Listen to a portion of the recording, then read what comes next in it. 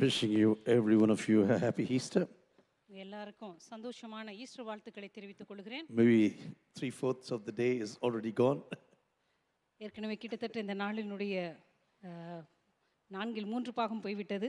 But anyway, happy Easter to every one of you. எப்படி இருந்தாலும் உங்க எல்லாருக்கும் சந்தோஷமான ஈஸ்டர் நல்வாழ்த்துக்களை We want to தெரிவித்துக் greet கொள்கிறேன். one another in the name of the risen Lord. உயிர்த்தெழுந்த இயேசுவின் நாமத்தினாலே ஒருவர் நாம் வாழ்த்த Maybe you விரும்புகிறோம். can do this with one another.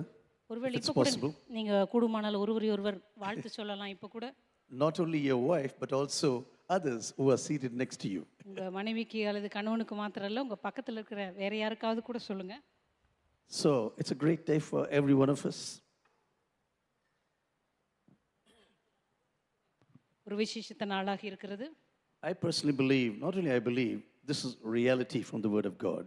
நான் விசுவாசிப்பது மாத்திரமல்ல, உண்மையாகவே கர்த்தருடைய வார்த்தையிலிருந்து இது உண்மையானதா இருக்கிறது. The greatest day of great significance for every Christian is Easter. ஒவ்வொரு கிறிஸ்தவனுடைய வாழ்க்கையில மிக முக்கியமான ஒரு நாள் இருக்கும் என்று சொன்னால் அது உயிர்த்தெழுந்த இயேசுவினுடைய அந்த நாள் தான். It's never Christmas, I tell you. அது கிறிஸ்மஸ் அல்ல என்று நான் சொல்லுகிறேன். Christmas has become such an ugly commercialized day. இன்றைக்கு கிறிஸ்மஸ் என்பது மிக ஒரு மோசமான ஒரு அதிகமான வியாபாரம் நடத்தப்படுகிற ஒரு நாளாக மாறிவிட்டது. Because they say it is the day when God gave a great gift to the human race. ஏனென்றால் ஜனங்கள் சொல்கிறார்கள் கர்த்தர் நமக்கு மிகப்பெரிய ஒரு பரிசு கொடுத்த ஒரு நாள் அது. Yes, this is true. The Son of God was the greatest gift to humanity. உண்மைதான். ஆண்டவராகிய இயேசு கிறிஸ்துவானவர் மனுக்குலத்திற்கு ஒரு மிகப்பெரிய பரிசாகத்தான் வந்தார். But people started to give gifts to one another. ஆனால் ஜனங்கள் ஒருவருக்கொருவர் வெகுமதிகளை கொடுக்க ஆரம்பித்தார்கள். Sometimes children wait for weeks together to see their gift. சில நேரங்களில் பிள்ளைகள் தங்களுடைய வெகுமதிகளை காணும்படியாக வாரக்கணக்காக காத்து I கொண்டிருப்பார்கள். tell you, I have seen really torture in some families. சில குடும்பங்களை பார்த்தீங்கன்னா அந்த பிள்ளைங்களுக்கு பாவம் பெரிய உபத்திரவமாவே இருக்கும். They will buy all the gifts and close the door. அவங்க எல்லா வெகுமதியிலையும் வாங்கி ஒரு ரூம்ல பூட்டி வச்சிருப்பாங்க. And the child has to imagine what it's going to come on Christmas Day. அப்ப அந்த பிள்ளை பார்த்தா ஒவ்வொரு நாளும் அது கற்பனை செஞ்சுக்கிட்டே இருக்கும், எந்த பரிசு எனக்கு கிறிஸ்மஸ்க்கு கொடுக்க போறாங்க அப்படின்னு. So on the 24th of December, after coming back from service, அதனால 24ஆம் தேதி டிசம்பர் ஆராதனையிலிருந்து வீட்டுக்கு வந்த உடனே I am speaking about the European style, yeah? நான் சொல்றது வந்து ஐரோப்பா கண்டத்தில் நடக்கிற அந்த முறையை பற்றி. They go to service in the afternoon. மத்தியானத்தில் ஆராதனைக்கு போவாங்க. Maybe they come back at 4 o'clock or something back home. திரும்பி சாயங்காலம் ஒரு 4 மணி போல வீட்டுக்கு வருவாங்க. And 6 o'clock, the door to these gifts open. வெகுமதி பூட்டி வச்சிருக்கிற அந்த அறை சாயங்காலம் 6 மணிக்கு திறக்கப்படும். Until such a time, it is terrible. அந்த நேரம் வரைக்கும் பார்த்தீங்கன்னா பிள்ளைங்க காத்திருந்து அவங்களுக்கே ரொம்ப சலிச்சு போயிடும். Sometimes they get clues from the parents. சில நேரத்தில் பெற்றோர்கள் வந்து சில யூகங்களை கொடுப்பாங்க. And this is what is waiting for you now. உனக்காக இந்த வெகுமதி தான் காத்திருக்குது அப்படின்னு சொல்லுவாங்க. And I've seen 1/3 of the GDP in Germany is done in December, in the months of November and December every year. Germany தேசத்தினுடைய கிட்டத்தட்ட ஒரு வருஷத்தினுடைய பொருளாதாரமே 1/3 நவம்பர் டிசம்பர் மாதங்களிலே செய்யப்படுகிறது. And then you can see how shops get emptied. அதுக்கப்புறம் பாருங்க அந்த கடைகள்லாம் எப்படி காலியாகும்னு சொல்லி. In Germany you get almost everything every time. ஜெர்மனியில பாத்தீங்கன்னா எந்த நேரத்திலும் நீங்க எந்த பொருளையும் வாங்க முடியும். But these months, especially December, ஆனா விசேஷமா டிசம்பர் மாதம் வந்துட்டா போதும், it's so a great run for gifts for one another. வெகுமதிகளுக்காக அங்கேயும் இங்கேயும் ஜனங்க அலைந்து ஓடிக்கொண்டிருப்பாங்க. Do you know who is always the last to buy gifts? சாதாரணமா வெகுமதி வாங்குறதுல ரொம்ப கடைசியா போற ஆளுங்க யார் தெரியுமா? It's always men. எப்பவுமே ஆண்கள் தான் கடைசியா போவாங்க. At 12 o'clock in the afternoon on the 24th, you remember, I have a wife and children. 24ஆம் தேதி ராத்திரி 12 மணிக்கு தான் அவங்களுக்கு ஞாபகம் வரும், ஓ எனக்கு ஒரு மனைவியும் பிள்ளைங்களும் கூட இருக்கிறாங்க. And then all the shops get clogged together with these men running around. அந்த நேரம் பாத்தீங்கன்னா ஆண்கள் கூட்டத்துல அந்த கடைகள் எல்லாம் நிக்க கூட இடம் இருக்காது. But you know the greatest zenith of the Christian faith is the resurrection of Jesus. ஆனால் ஒரு கிறிஸ்தவ மதத்தினுடைய ஒரு முக்கியமான ஒரு பகுதி இருக்கும் என்று சொன்னால் கர்த்தராகிய இயேசு கிறிஸ்துவினுடைய உயிர்த்தெழுதல் தான். And I personally believe without this resurrection, everything will be dead in the Christian faith. இந்த உயிர்த்தெழுதல் இல்லாமல் ஒரு கிறிஸ்தவ மதத்தில் எல்லாமே மரித்ததாக வீணாகத்தான் காணப்படும். Are there anyone here for the very first time here in this church? இந்த நாளில் இன்றைக்கு தான் முதன்முறையாக இந்த சபைக்கு வந்திருக்கிறேன் என்று சொல்லுகிற யாராவது இங்க இருக்கீங்களா? If there's anyone, will you please put up your hands and we want to greet you? யாராவது அப்படி வந்திருந்தீங்கன்னா உங்கள் கரங்களை உயர்த்தி காண்பீங்க. உங்களை நாங்கள் வரவேற்க விரும்புகிறோம். And also, I would like to see those who are celebrating the birthdays and wedding anniversaries in this week until today. அதே போல் கடந்த வாரத்திலிருந்து இன்றைக்கு வரைக்கும் தங்களுடைய பிறந்த நாட்களையோ அல்லது திருமண நாட்களையோ கொண்டாடின யாராவது இருந்தால் எழுமி நில்லுங்க, உங்களுக்காக ஜெபிக்க Will you விரும்புகிறோம். please stand up and we would like to pray for you. எழுமி நில்லுங்க, உங்களுக்காக ஜெபிக்க விரும்புகிறோம். Obviously, everyone is resting for Easter at home. நான் நினைக்கிறேன் எல்லாம் ஈஸ்டருக்காக வீட்டில் ஓய்வு எடுத்துட்டு இருக்காங்கன்னு நினைக்கிறேன். So anyway, the promise verse for them or for you is this.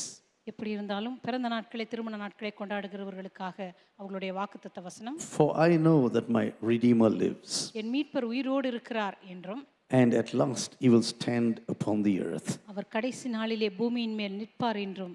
This is from the book of Job, chapter 19, verse 25. யோபு 19:25 வசனம். Dear brothers and sisters, sometimes we are so astonished about the prophetic nature of the Old Testament. கருமையான சகோதர சகோதரிகளே, பழைய ஏற்பாட்டினுடைய தீர்க்க தரிசனத்தினுடைய அம்சத்தை நம்ம சில வேளைகளில் பார்க்கும்போது நம்ம மிகவும் ஆச்சரியப்பட்டு போவோம். You know, some people come to the conclusion, the Old Testament is not necessary for me. ஒரு சிலர் நினைக்கிறார்கள் பழைய ஏற்பாடெல்லாம் எனக்கு தேவையில்லை என்று சொல்லி. I know the Old Testament, you cannot use it one to one today in the New Testament age. எனக்கு தெரியும் பழைய ஏற்பாட்டில் இருக்கிறதான ஒவ்வொரு காரியங்களும் இன்றைக்கு புதிய ஏற்பாட்டிலே அப்படியே ஒவ்வொன்றாக எடுத்து நீங்க அமல்படுத்த முடியாது என்பதை நான் அறிவேன். For example, in Old Testament times, you have to cook meat and milk separately. உதாரணமாக பழைய ஏற்பாட்டில் நீங்க மாம்சத்தையும் பாலையும் தனித்தனியாக தான் சமைக்கணும். And this is the reason why some of the Jews have two kitchens at home. அதனால தான் யூதர்களுடைய வீடுகளில் பார்த்தீங்கன்னா 2 சமையல் அறை வைத்திருப்பாங்க. One side they cook meat and the other side is milk. ஒரு பக்கத்துல மாம்சத்தை சமைப்பாங்க, இன்னொரு இடத்துல பாலை சமைப்பாங்க. You should never mix wool and cotton, for example. அதே போல கம்பளியும் பருத்தி ஆடையும் சேர்ந்து அணியக்கூடாது. There were so many legislations that Paul said, I feel so happy I've been freed from the burden of law. அங்க பழைய ஏற்பாட்டில் எத்தனையோ சட்டதிட்டங்கள் இருந்ததனால தான் அப்போஸ்தலனாகிய பவுல் சொல்கிறார், நியாயப்பிரமாணத்தினுடைய இந்த பாரமான நுகத்திலிருந்து கர்த்தர் என்னை விடுதலையாக்கினதினால் நான் மிகவும் சந்தோஷப்படுகிறேன் என்று சொல்கிறார். Not only the 10 commandments I tell you, அந்த 10 கற்பனைகளை பற்றி மாத்திரம் நான் but சொல்லவில்லை, also the 613 explanations to them. அதே போல் அதற்கு 613 விளக்க உரைகளும் காணப்பட்டன. Everything from politics to religion to society, everything was regulated. அரசியலா இருந்தாலும் குடும்பமா இருந்தாலும் சமுதாய காரியங்களா இருந்தாலும் எல்லாவற்றுக்குமே ஒரு சரியான சட்டதிட்டங்கள் கொடுக்கப்பட்டிருந்தன. On Sabbath day you should not walk after a certain distance. ஓய்வு நாளிலே ஒரு குறிப்பிட்ட தூரத்துக்கு மேல நீங்க நடக்க கூடாது. If you hit your father, you will be put to death. உங்களுடைய தகப்பனை அடித்தால் நீங்கள் நிச்சயமாய் கொலை செய்யப்பட வேண்டும். This everything has been regulated in the Old Testament. எல்லாமே பழைய ஏற்பாட்டிலே மிக கண்டிப்பாக கடைபிடிக்கப்பட்டது. If you don't come to worship, you will be killed. You'll be stoned. நீங்க ஆராதனைக்கு வரவில்லை என்றால் நீங்கள் கல்லெறிந்து கொல்லப்பட வேண்டும். You can be happy that we don't have the Old Testament laws today. இன்றைக்கு பழைய ஏற்பாடு சட்டதிட்டங்களை நம்ம கடைபிடிக்கிறதில்லை என்பதற்காக நீங்க மிகுந்த சந்தோஷப்படலாம். If you don't come to Sunday service, you'll be taken out and stoned. நீங்க ஞாயிற்றுக்கிழமை ஆராதனைக்கு வரலைன்னா வெளியே கொண்டு வரப்பட்டு கல்லெறிந்து கொல்லப்பட வேண்டும்.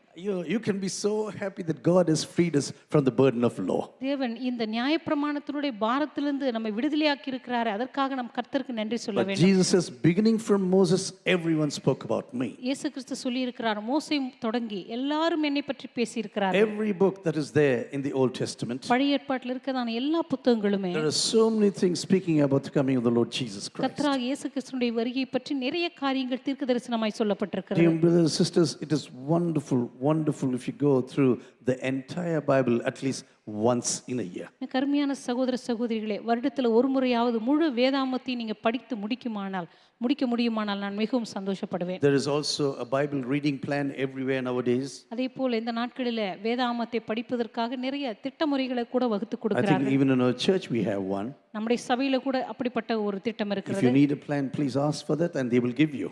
வேதாகமத்தை ஒரு வருஷத்துல எப்படி படித்து முடிக்கிறதுன்னு உங்களுக்கு ஒரு திட்டம் வேணும்னா நீங்க கேட்டீங்கன்னா சபையில கொடுப்பாங்க. Just reading the golden scriptures every morning and eating biscuits, you will never grow in your spiritual life. ஒவ்வொரு நாளும் தங்க வாக்கியம் என்று சொல்லி ஒரே ஒரு வசனத்தை மட்டும் பிஸ்கட் மாதிரி சாப்பிட்டுட்டு இருந்தீங்கன்னா நீங்க ஆவிக்குரிய வாழ்க்கையில வளரவே முடியாது. This is very famous in some families. சில குடும்பங்கள்ல இது மிகவும் பிரபலமான ஒன்றாக Especially இருக்கும். during lunchtime or dinner, they'll tear that paper and read. விசேஷமாக மதிய உணவிலோ காலை உணவு நேரத்திலோ ஒரு வசனத்தை கிழிச்சு அதை வாசிப்பாங்க. How can you ever live without the word of God? கர்த்தருடைய வார்த்தை இல்லாமல் நீங்க எப்படி ஜீவிக்க முடியும்? Without these words burning in your bones, how can you ever ever take the right decisions. கர்த்தருடைய வார்த்தையானது உங்களுடைய எலும்புகளிலே பற்றி எரியாவிட்டால் எப்படி நீங்க சரியான தீர்மானத்தை எடுப்பீர்கள்? Today, when I speak about the resurrection of the Lord Jesus, இன்றைக்கு கர்த்தராகிய இயேசு கிறிஸ்துவின் உயிர்த்தெழுதலை பற்றி உங்கள் மத்தியிலே பேச you know, விரும்புகிறேன். I would like to jump between Mark chapter 16, the first 8 verses, mark எழுதின சுவிசேஷம் 16ஆம் அதிகாரத்துல முதல் 8 வசனங்கள், and also from 1 Corinthians chapter 15.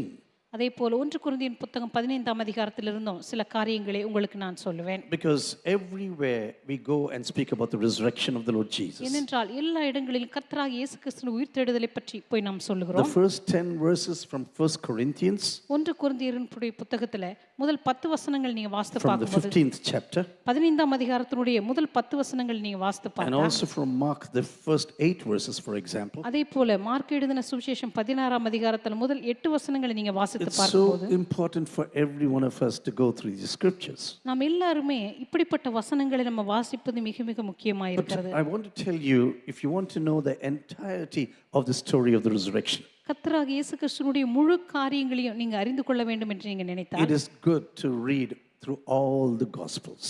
உயிர்த்தெழுதலை புரிந்து கொள்வதற்கு எல்லா சுவிசேஷங்களையும் நீங்க மிக நன்றாக வாசித்திருந்திருக்க வேண்டும். As I always say, every person who indulged in the writing of the Word of God, கர்த்தராகிய இயேசு கிறிஸ்துவினுடைய வார்த்தைகளை பற்றி மிக பரிபூர்ணமாக அறிந்திருக்கிற ஒரு நபர் of course, they were propelled by the inspiration and the power of the Holy Spirit. நிச்சயமாகவே பரிசுத்த ஆவியானவர் தான் அந்த வார்த்தைகளை எழுதும்படிக்கு அவர்களை ஏவினார். But they also had their own personalities. ஆனால் அதே நேரத்தில் தேவனுடைய வார்த்தைகளை எழுதினவர்களுக்கு அவர்களுக்கென்று சொந்த ஆழ்த்தத்துவம் இருந்தது. You know, if you are going to describe a certain thing, you're going to write an essay about a certain thing. நீங்க ஒருவேளை ஒரு குறிப்பிட்ட காரியத்தை பற்றி ஒரு கட்டுரை எழுதுகிறீர்கள் என்று வைத்துக் கொள்வோம். Many of us will approach this matter from a different angle. நம்மில் அநேகர் ஒவ்வொருவருமே ஒவ்வொரு கோணத்திலிருந்து அந்த குறிப்பிட்ட காரியத்தை பார்த்து எழுதியிருப்போம். We will be writing according to our own personalities ஒரு சிலர் நம்முடைய சொந்த ஆழ்த்தத்துவங்களின்படி எழுதியிருப்போம்.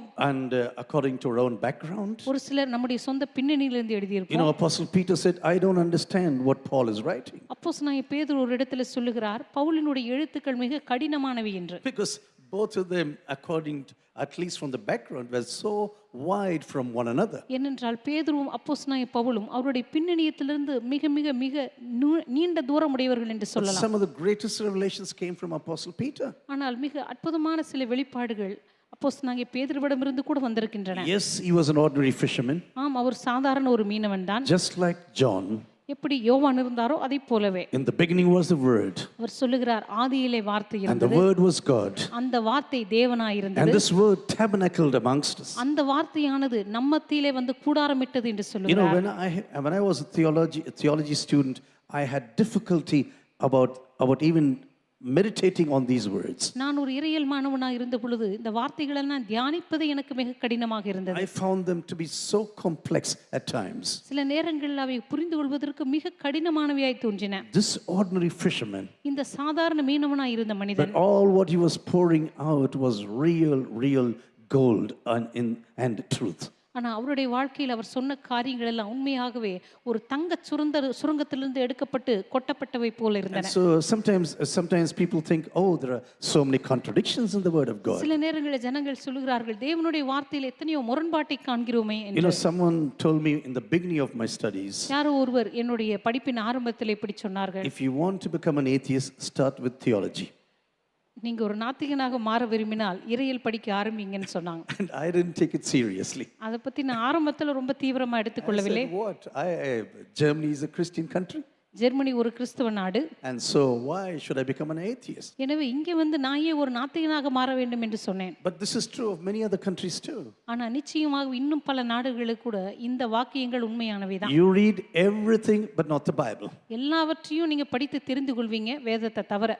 Every book of criticism, அதே போல வேதத்தை குற்றப்படுத்துகிற ஒவ்வொரு குற்றமான காரியங்கள், every syncretic books, for example, theological books. அதே போல வேதத்துக்கு ஒத்து போகிற சில காரியங்கள், விளக்க உரைகள். But the only thing what you do not concentrate is the Word of God. ஆனா அங்க நீங்க படிக்காம இருக்கிற ஒரே ஒரு காரியம் வேத புத்தகம் Do you மாத்திரம். know, in the Bank of England, there are highly paid officials. இங்கிலாந்துல மிக அதிகமாக சம்பளம் கொடுக்கப்படுகிறதான சில வேலை செய்கிறதான நபர்கள் இருக்கிறார்கள். They are experts in finding out which note that the pound is a false one. அவளுடைய வேலையே அந்த வங்கியிலே வருகிறதான கள்ள நோட்டுகளை கண்டுபிடிக்கிறதா. And all they do throughout the day, அவர்கள் செய்கிற காரியம் நாள் முழுவதும் Every day they have to go centimeter, millimeter by millimeter through the pound. ஒவ்வொரு நாளும் அவர்கள் சரியான அசலான நோட்டை ஒவ்வொரு சென்டிமீட்டர்களாக மில்லிமீட்டர்களாக அவங்க உற்று பார்த்து கொண்டே இருக்க வேண்டும். This is the job they do. இதுதான் அவர்கள் செய்கிறதான வேலையே. Because they need to find out what is fake and what is real. ஏனென்றால் அவர்களுடைய வேலையே எது அசல் அல்லது எது கள்ள நோட்டு என்று அவர்கள் கண்டுபிடிக்க In வேண்டும். order to find out the fake one, you must know the real one. அவர்கள் கள்ள நோட்டை கண்டுபிடிக்கும்படியாக அசல் நோட்டை மிக மிக நன்றாக தெரிந்திருக்க Even வேண்டும். today, this is reality in the Christian faith. இன்றைக்கு கூட ஆண்டவராக இயேசு கிறிஸ்துவினுடைய இந்த விசுவாச வாழ்க்கையில இது மிக மிக முக்கியமானதா இருக்கிறது. If you want to know what is a false teaching, இந்த உலகத்துல கள்ள உபதேசம் என்ன என்பதை நீங்கள் அறிந்து கொள்ளும்படியாக you must first of all know what is the truth, what is the real teaching of முதலாவது Jesus. உண்மையான சத்தியம் என்ன என்பதை நீங்கள் நன்றாய் அறிந்து கொள்ள வேண்டும். Dear sisters, if you want to know about the resurrection of the Lord இந்த Jesus, கருமையான சகோதர சகோதரிகளே இயேசு கிறிஸ்துவின் உயிர்த்தெழுதலை பற்றி நீங்கள் அறிந்து கொள்ள வேண்டும் என்று சொன்னால் normally it is good we go throughout the Gospels. சாதாரணமாக சுவிசேஷங்கள் எல்லாவற்றையும் நீங்கள் வாசித்து தெரிந்து கொள்வது மிக மிக முக்கியமாய் And இருக்கிறது. some of the writings of Apostle Paul, for example. அப்போஸ்தலனாகிய பவுலினுடைய சில எழுத்துக்களை சில கடிதங்களை நம்ம வாசித்து பார்க்கும்போது Because, some of these explanations about the cross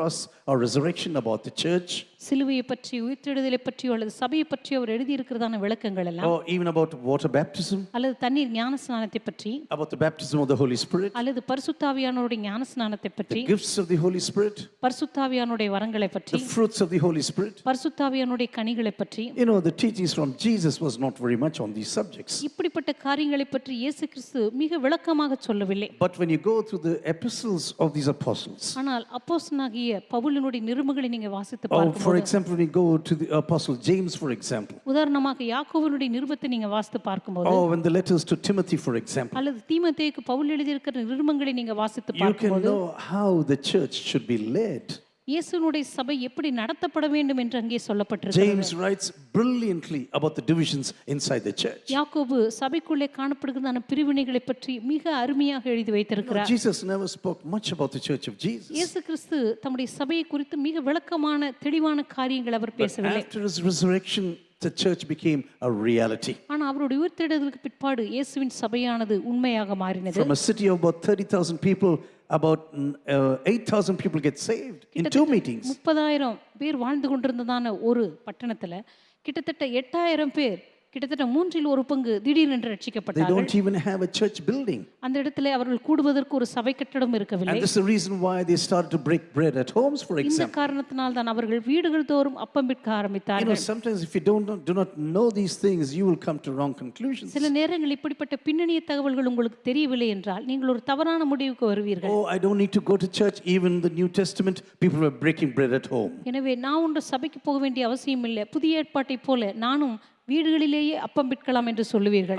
I'm told a pastor even sends bread and wine to your homes through Korea. ஒரு இடத்துல நான் வாசித்த ஒரு போதகர் கொரியர்லேயே அப்பத்தையும் திராட்சை ரசத்தையும் அனுப்பி வைக்கிறார் அப்படின்னு சொல்லி நான் கேள்விப்பட்டேன். You don't need to go to church. நீங்க சபைக்கெல்லாம் போக வேண்டியதில்லை. The only thing what you have to do is send the tithes. நீங்க செய்ய வேண்டியதெல்லாம் தசம பாகத்தை அனுப்பி வச்சிரணும் அவ்வளவுதான். And then the bread and the wine will come to you. அப்படி நீங்க செஞ்சீங்கன்னா வீட்டுக்கே அப்பமும் திராட்சை ரசமும் அனுப்பி வைக்கப்படும். You don't need to go to church because you can break bread at home. நீங்க சபைக்கெல்லாம் போக வேண்டியதில்லை. ஏன்னா வீடுகளிலேயே நீங்க அப்பம் விற்கலாம். Dear brothers and sisters, when Jesus said he is going back to his Father, அருமையான தேவஜனமே, ஆண்டவர் சொன்னார் நான் என்னுடைய பிதாவினிடத்திற்கு திரும்பி போகிறேன் என்று. it's a brilliant piece what Jesus is speaking from almost from 13 up to the 17th chapter of John. யோவான் எழுதின சுவிசேஷத்துல 13ஆம் அதிகாரத்திலிருந்து 17 வரைக்கும் ஆண்டவராகிய இயேசு கிறிஸ்துவினுடைய அருமையான உபதேசங்களை நீங்க வாசிக்க This is முடியும். the longest discourse of the Lord Jesus Christ. இதுதான் ஆண்டவராகிய இயேசு கிறிஸ்துவினுடைய மிக நீளமான பிரசங்கித்த ஒரு பகுதி என்று And சொல்லலாம். when he said, I am going away from you, அந்த இடத்துல அவர் சொல்லுகிறார் நான் உங்களை விட்டு என் பிதாவினிடத்திற்கு கடந்து செல்கிறேன். all the disciples were suffering from heartache. அந்த நேரத்துல அங்க இருக்கிற எல்லா சீடர்களுமே இருதய வேதனையிலே அவர்கள் வியாகுலப்படுகிறார்கள். Their hearts were totally troubled. அவங்களுடைய இதயமானது கலங்கி இருக்கிறது. And God said, do not be afraid now.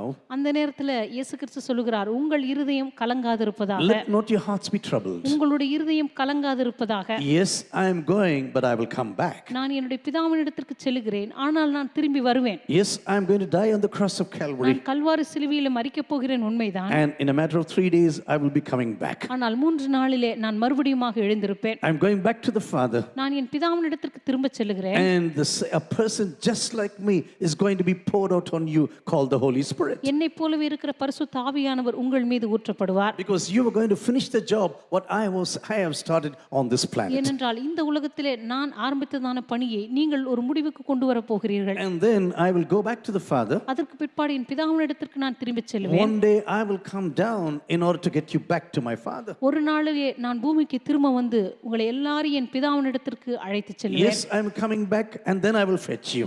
ஒரு நாள் நான் திரும்பி வருவேன், அப்பொழுது உங்கள் எல்லாரையும் நான் கூட்டிச் செல்வேன். Dear brothers and sisters, Jesus spoke about going away and coming back. கருமையான சகோதர சகோதரிகளே, இயேசு கிறிஸ்து செல்வதை பற்றியும் திரும்பி வருவதை பற்றியும் மறுபடியும் சொல்லுகிறார். At least about 3 times that Jesus was emphasizing to his disciples. 3 முறையாவது தன்னுடைய சீடர்களுக்கு இதை பற்றி அவர் திரும்ப சொல்லுகிறார். You know, all over the world the cross is glorified, and I find it rightly so.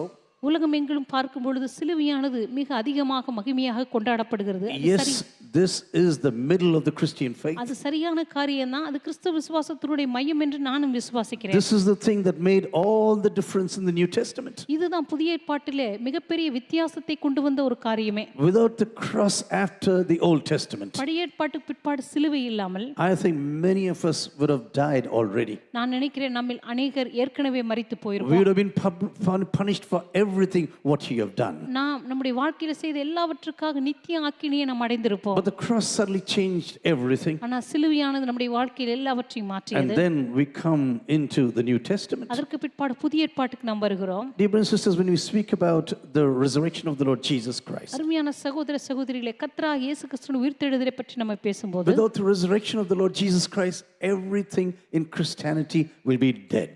கர்த்தராகிய இயேசு கிறிஸ்துவின் உயிர்த்தெழுதல் இல்லாமல் ஒரு கிறிஸ்தவ வாழ்க்கையில எல்லாமே வீணும் விருதுமாய் இருக்கும். Jesus was very clear from the very beginning. இயேசு கிறிஸ்து ஆரம்பத்திலிருந்தே மிக தெளிவாக சொன்ன ஒரு காரியம். Yes, I have to suffer like this. ஆம், இப்படிப்பட்ட பாடுகளை நான் நிறைவேற்றியாக வேண்டும். Yes, my death is going to be a thing full of pain.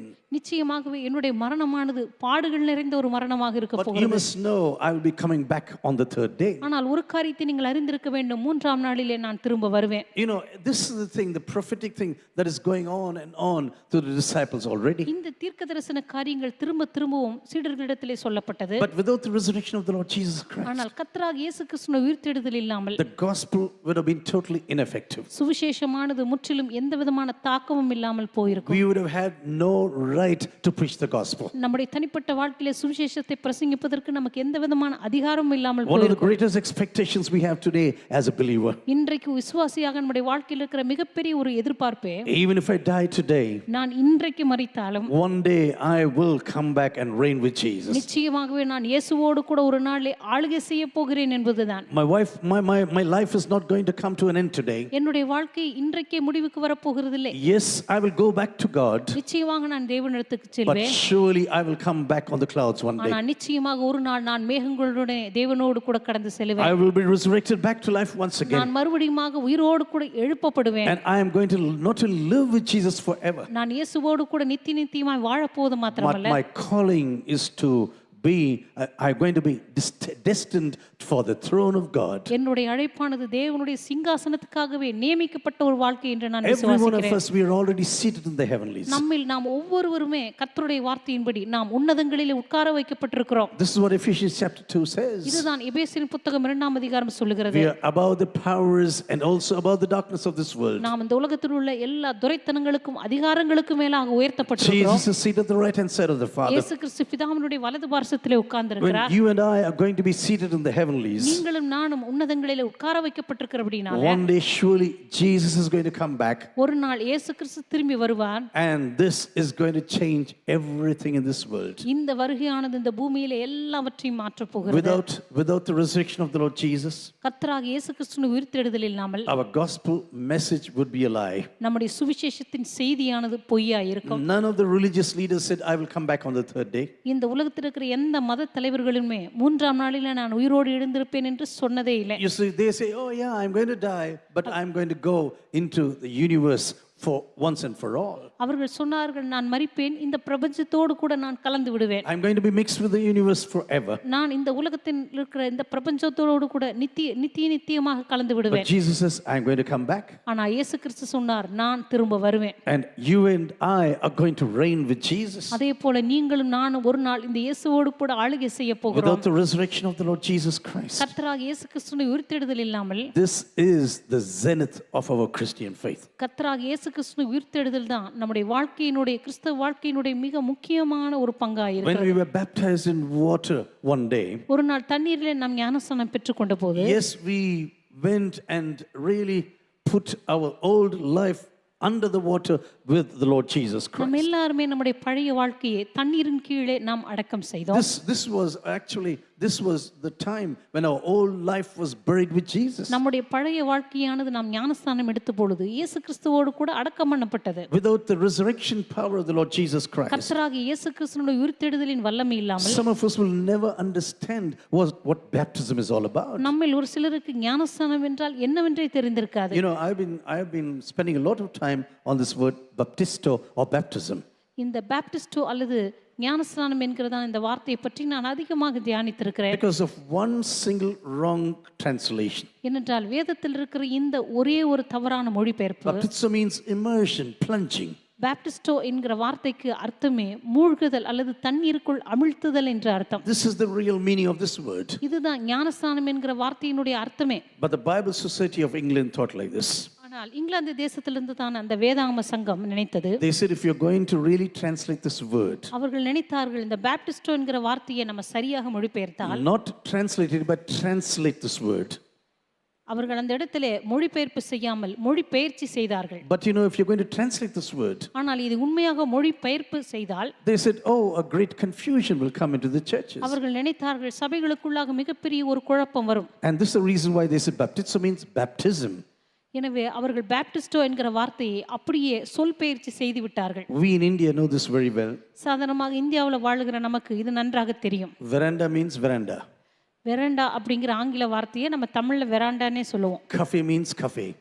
Cafe அப்படிங்கிற அந்த பிரெஞ்சு வார்த்தையை அப்படியே நம்ம தமிழ்ல சொல்லுவோம். Some people say road centerல போறேன். That's what they will say. Road and center, both of them English language. இந்த road centre அப்படிங்கிற இந்த ரெண்டுமே ஆங்கில வார்த்தை தான். அது அப்படியே தமிழ்ல சொல்லுவோம். They will say we'll bring the child to the kindergarten. அதே போல குழந்தையை வந்து கிண்டர் கார்டனுக்கு கொண்டு போறேன்னு சொல்லுவாங்க. That means it's a park of the children. Kinder garden அப்படின்னு சொன்னா குழந்தைகளுடைய பூங்கா அப்படின்னு தான் அந்த மொழி பெயர்த்திருக்கணும். It's a garden for children. அது வந்து குழந்தைகளுக்கான ஒரு தோட்டம். No parent says I'm going to the garden this morning. ஆனா நம்ம யாருமே சொல்றது இல்ல, இன்னைக்கு காலைல குழந்தையை நான் வந்து குழந்தைகள் பூங்காவுக்கு கூட்டிட்டு போனேன். No, they say I'm going to the kindergarten now. நம்ம அதை வந்து ஆங்கிலத்துல இருந்து அப்படியே சொல் பெயர்ச்சி செய்து கிண்டர் கார்டன்னே சொல்றோம். But this transliteration caused a lot of difficulties. இப்படி அவர்கள் செய்த இந்த சொல் பெயர்ச்சி தான் இன்றைக்கு நிறைய குழப்பங்களை கொண்டு வந்து When கொண்டிருக்கிறது. people ask Constantinople, for example, உதாரணமாக கான்ஸ்டான்டினோபிள் என்கிறதான இந்த நபர், what if people are going to die? Our The நினைத்தார் children are going to die. அவர் நினைத்தார் குழந்தைகள் மரணித்து போனால் அவர்களுக்கு என்ன நடக்கும் என்று This நினைத்தார். was a real question in those days. அந்த நாட்களில் அவர்களுக்கு இருந்த மிகப்பெரிய கேள்வி இது. Oh, the sacrament of baptism will really save you. That's what they believed. அவர்கள் நினைத்தார்கள் இந்த ஞானஸ்நானம் என்கிறதான இந்த சாக்கிரம் வந்து அதை எடுக்கும் பொழுது அது உண்மையாகவே உங்களை ரட்சிக்கும் என்று நினைத்தார்கள். This sacrament is going to give you new life. இந்த சாக்கிரம் வந்து உங்களுக்கு ஒரு புதிய வாழ்க்கையை கொடுக்கும் என்று நினைத்தார்கள். What if these small children are going to die? அவர்கள் நினைத்தார்கள் குழந்தைகள் மரித்து போனால் அவர்களுடைய நித்தியத்திற்கு என்னாவது? Okay, no problem. Give them some baptism water on their head. எனவே அவர்கள் நினைத்தார்கள் குழந்தைகளுக்கு கூட அப்ப ஞானஸ்நானம் கொடுத்து விடுவோம். You know, this is how everything started. இப்படி தான் குழந்தைகள் ஞானஸ்நானமே வந்தது. Dear brothers and sisters, when we look into water baptism, இன்றைக்கு தண்ணீர் ஞானஸ்நானத்தை நம்ம பார்க்கும்போது it means we are going to go and be buried. Our old life is buried under water with the Lord Jesus Christ. நாம் ஞானஸ்நானம் எடுக்கும் பொழுது நம்முடைய பழைய வாழ்க்கையை கர்த்தராகிய இயேசு கிறிஸ்துவோடு கூட அடக்கம் செய்கிறோம். Not only we die along with the Lord Jesus Christ, அந்த நேரத்துல கர்த்தராகிய இயேசு கிறிஸ்துவோடு கூட நாம் மரிப்பது மாத்திரமல்ல, not only my old life is crucified along with the Lord Jesus என்னுடைய Christ, பழைய வாழ்க்கையானது கர்த்தராகிய இயேசு கிறிஸ்துவோடு கூட சிலுவையிலே அறையப்படுவது மாத்திரமல்ல, we have been buried along with the Lord Jesus நாம் Christ, கர்த்தராகிய இயேசு கிறிஸ்துவோடு கூட அடக்கம் பண்ணப்படவும் செய்கிறோம். trusting that the same Holy Spirit that brought Jesus out of the grave, கர்த்தராகிய இயேசு கிறிஸ்துவை கல்லறையிலிருந்து எழுப்பின அதே பரிசுத்த the ஆவியானவர், same Holy Spirit will bring me back to real life. அதே பரிசுத்த ஆவியானவர் இந்த புதிதான ஜீவனுள்ளவர்களான வாழ்க்கைக்கு நம்மையும் உயிரோடு எழுப்புவார் என்று To விசுவாசித்தோம். walk in the newness of life. இந்த புதிதான ஜீவனுள்ளவர்களாய் நடக்கும்படிக்கு And this new life will continuously begin to change me. இந்த புதிய வாழ்க்கையானது தொடர்ந்து என்னை தொடர்ந்து மாற்றிக்கொண்டே இருக்கும் என்று நாம் விசுவாசித்தோம். All of these thinkings and theology will go to shudders if there's no resurrection of the Lord Jesus Christ. கர்த்தராகிய இயேசு கிறிஸ்துவின் உயிர்த்தெழுதல் இல்லாமல் இப்பொழுது நாம் பேசின எல்லா நம்பிக்கைகளும் எல்லா இறையியல் கருத்துக்களும் வீணாய் போய்விடும். This is the greatest pinnacle of the Christian faith. இதுதான் கிறிஸ்தவ விசுவாசத்தினுடைய உன்னதமான சிகரம் என்று நான் சொல்லுவேன். The gospel will be destroyed without the power of resurrection. இந்த உயிர்த்தெழுதலுடைய வல்லமை இல்லாமல் சுவிசேஷமானது செத்ததா இருக்கும். Without the resurrection of Jesus, we will never speak about eternal life. கர்த்தராகிய இயேசு கிறிஸ்துவின் உயிர்த்தெழுதல் இல்லாமல் நித்திய ஜீவனை பற்றி நாம் பேசவே The முடியாது. bride of Jesus, the church, is still waiting for the coming of the Lord Jesus Christ. கர்த்தராகிய இயேசு கிறிஸ்துவின் மணவாட்டி அவருடைய வருகைக்காய் காத்துக் கொண்டிருக்கிறது. Because all of this will be rubbish if Jesus had not been resurrected. இயேசு கிறிஸ்து உயிர்த்தெழாவிட்டால் நம்முடைய நம்பிக்கைகள் எல்லாம் வீணாய் போய்விடும். Dear brothers and sisters, when we speak about the resurrection of Jesus, அருமையான சகோதரிகளே, இயேசு கிறிஸ்துவின் உயிர்த்தெழுதலை பற்றி நாம் பேசும்போது it is only because of that we run around and preach the gospel. இந்த கர்த்தராகிய இயேசு கிறிஸ்துவின் உயிர்த்தெழுதலினால தான் நம்ம எல்லா இடங்களிலும் ஓடிச் சென்று சுவிசேஷத்தை பிரசங்கித்துக் Our கொண்டிருக்கிறோம். ministry, our church ministry, நம்முடைய ஊழியம் அல்லது சபைகள் நடக்கிற எல்லா ஊழியங்கள், our preachings and teachings நம்முடைய பிரசங்கங்கள், நம்முடைய போதனைகள் is death on the cross of Calvary. Kalvari சிலுவையினுடைய மரணம், Everything will come to an abrupt end if Jesus had never been resurrected. இயேசு கிறிஸ்து ஒருபோதும் உயிர்த்தெழாவிட்டால் இது எல்லாமே ஒரு முடிவுக்கு வந்துவிடும். And this is the reason why from the very beginning இந்த காரணத்தினால் தான் ஆரம்பத்திலிருந்தே Satan began to fight against the resurrection of the Lord Jesus Christ. பிசாசானவன் கர்த்தராகிய இயேசு கிறிஸ்துவின் உயிர்த்தெழுதலை அவன் எப்பொழுதுமே அழிப்பதற்கு முயற்சி செய்தான். Somehow this truth must be destroyed. எப்படியாவது இந்த சத்தியமானது ஜனங்களுக்குள்ளே பரவாமல் அழிக்கப்பட வேண்டும் என்று அவன் Oh, முயற்சித்தான். the ladies went to the wrong grave. அவர்கள் சொன்னார்கள், example. ஒரு சிலர் சொல்லுகிறார்கள் இந்த ஸ்திரீகள் தவறான ஒரு கல்லறைக்கு போயிருக்க Oh, வேண்டும். Jesus just swooned and after some time he woke up and then he walked out of the grave. ஒரு சிலர் சொல்லுகிறார்கள் இயேசு கிறிஸ்து உண்மையாக மரிக்கவில்லை, ஏதோ மயக்க நிலையில் இருந்திருக்க வேண்டும், கொஞ்ச நேரம் கழித்து அவர் கல்லறையிலிருந்து எழும்பி வெளியே போய்விட்டார் என்று. And they said, oh, this man can really push the stone about 1,800 kilos. அன்றைக்கு அந்த சகோதரி எப்படி 1800 கிலோ எடையுள்ள அந்த கல்லை தள்ளி இருக்க முடியும்? How can Jesus, when he was so battered with the pain for the last 3 days, கடந்த 3 நாட்களில் அவர் முற்றிலுமாக அடிக்கப்பட்டு மிகவும் சித்திரவதை செய்யப்பட்ட அந்த நிலைமையிலே there was அவரால் so much of bloodshed. அவர் அதிகமாக ரத்தம் சிந்தி இருந்தார். He was beaten black and blue. அவர் மிக மோசமாக அவர் அடிக்கப்பட்டிருந்தார். A crown of thorn on his head. அவருடைய தலையிலே முள்முடி He சூட்டப்பட்டிருந்தது. has been pierced through the wrist on the cross of Calvary. அவருடைய மணிக்கட்டுகளிலே ஆணிகள் கடாவப்பட்டிருந்தது. Just imagine 127 centimeters just pushed into your flesh on the wrist, on your legs. யோசித்து பாருங்க, 27 centimetre நீளமுள்ள ஒரு பெரிய ஆணி உங்களுடைய மணிக்கட்டுகளில் உங்களுடைய கால்களில் மீது உருவ பாய்ச்சப்பட்டிருந்தால் எப்படி Which இருந்திருக்கும்? has broken all the blood vessels that you can ever imagine. அது உங்க சரீரத்தில் இருக்கிற எல்லா ரத்த குழாய்களையும் வெடிக்க வைத்திருக்கும் And இல்லையா? then he is pierced on the side. அதுக்கப்புறம் அவருடைய விலாவில குத்தப்பட்டார். And this person's wound came out and pushed this rock of 1,800 kilos. இந்த மனுஷன் மறுபடியும் எழுந்து வந்து 1800 கிலோ எடையுள்ள அந்த கல்லை உருட்டி தள்ளி வெளியே போயிருக்க முடியுமா? You must have a great imagination to trust all these lies. இந்த பொய்யை நம்புறதுக்கு நமக்கு மிகப்பெரிய ஒரு கற்பனை சக்தி தேவைப்படுகிறது. I do not know how people come about with such ideas. இப்படிப்பட்ட எண்ணங்களுக்கெல்லாம் ஜனங்க எப்படித்தான் வருகிறார்கள் என்று எனக்கே புரிந்து கொள்ள முடியவில்லை. Oh, the ladies did not know the right grave, for example. ஒரு சிலர் சொல்லுகிறார்கள் அந்த சகோதரி ஏதோ தவறான கல்லறைக்கு போய்விட்டார்கள் போல. The resurrection of the Lord Jesus Christ கர்த்தராகிய இயேசு கிறிஸ்துவின் உயிர்த்தெழுதல் was not the epilogue of his life. அது அவருடைய வாழ்க்கையினுடைய ஒரு ஆரம்ப முடிவு என்று நாம் சொல்லிவிட முடியாது. முடிவுரை கிடையாது. It's the zenith of the Christian faith. அது கிறிஸ்தவ விசுவாசத்தினுடைய ஒரு மையமாக இருக்கிறது. Our faith, our belief, our ministry, our church, everything stands or falls with the resurrection.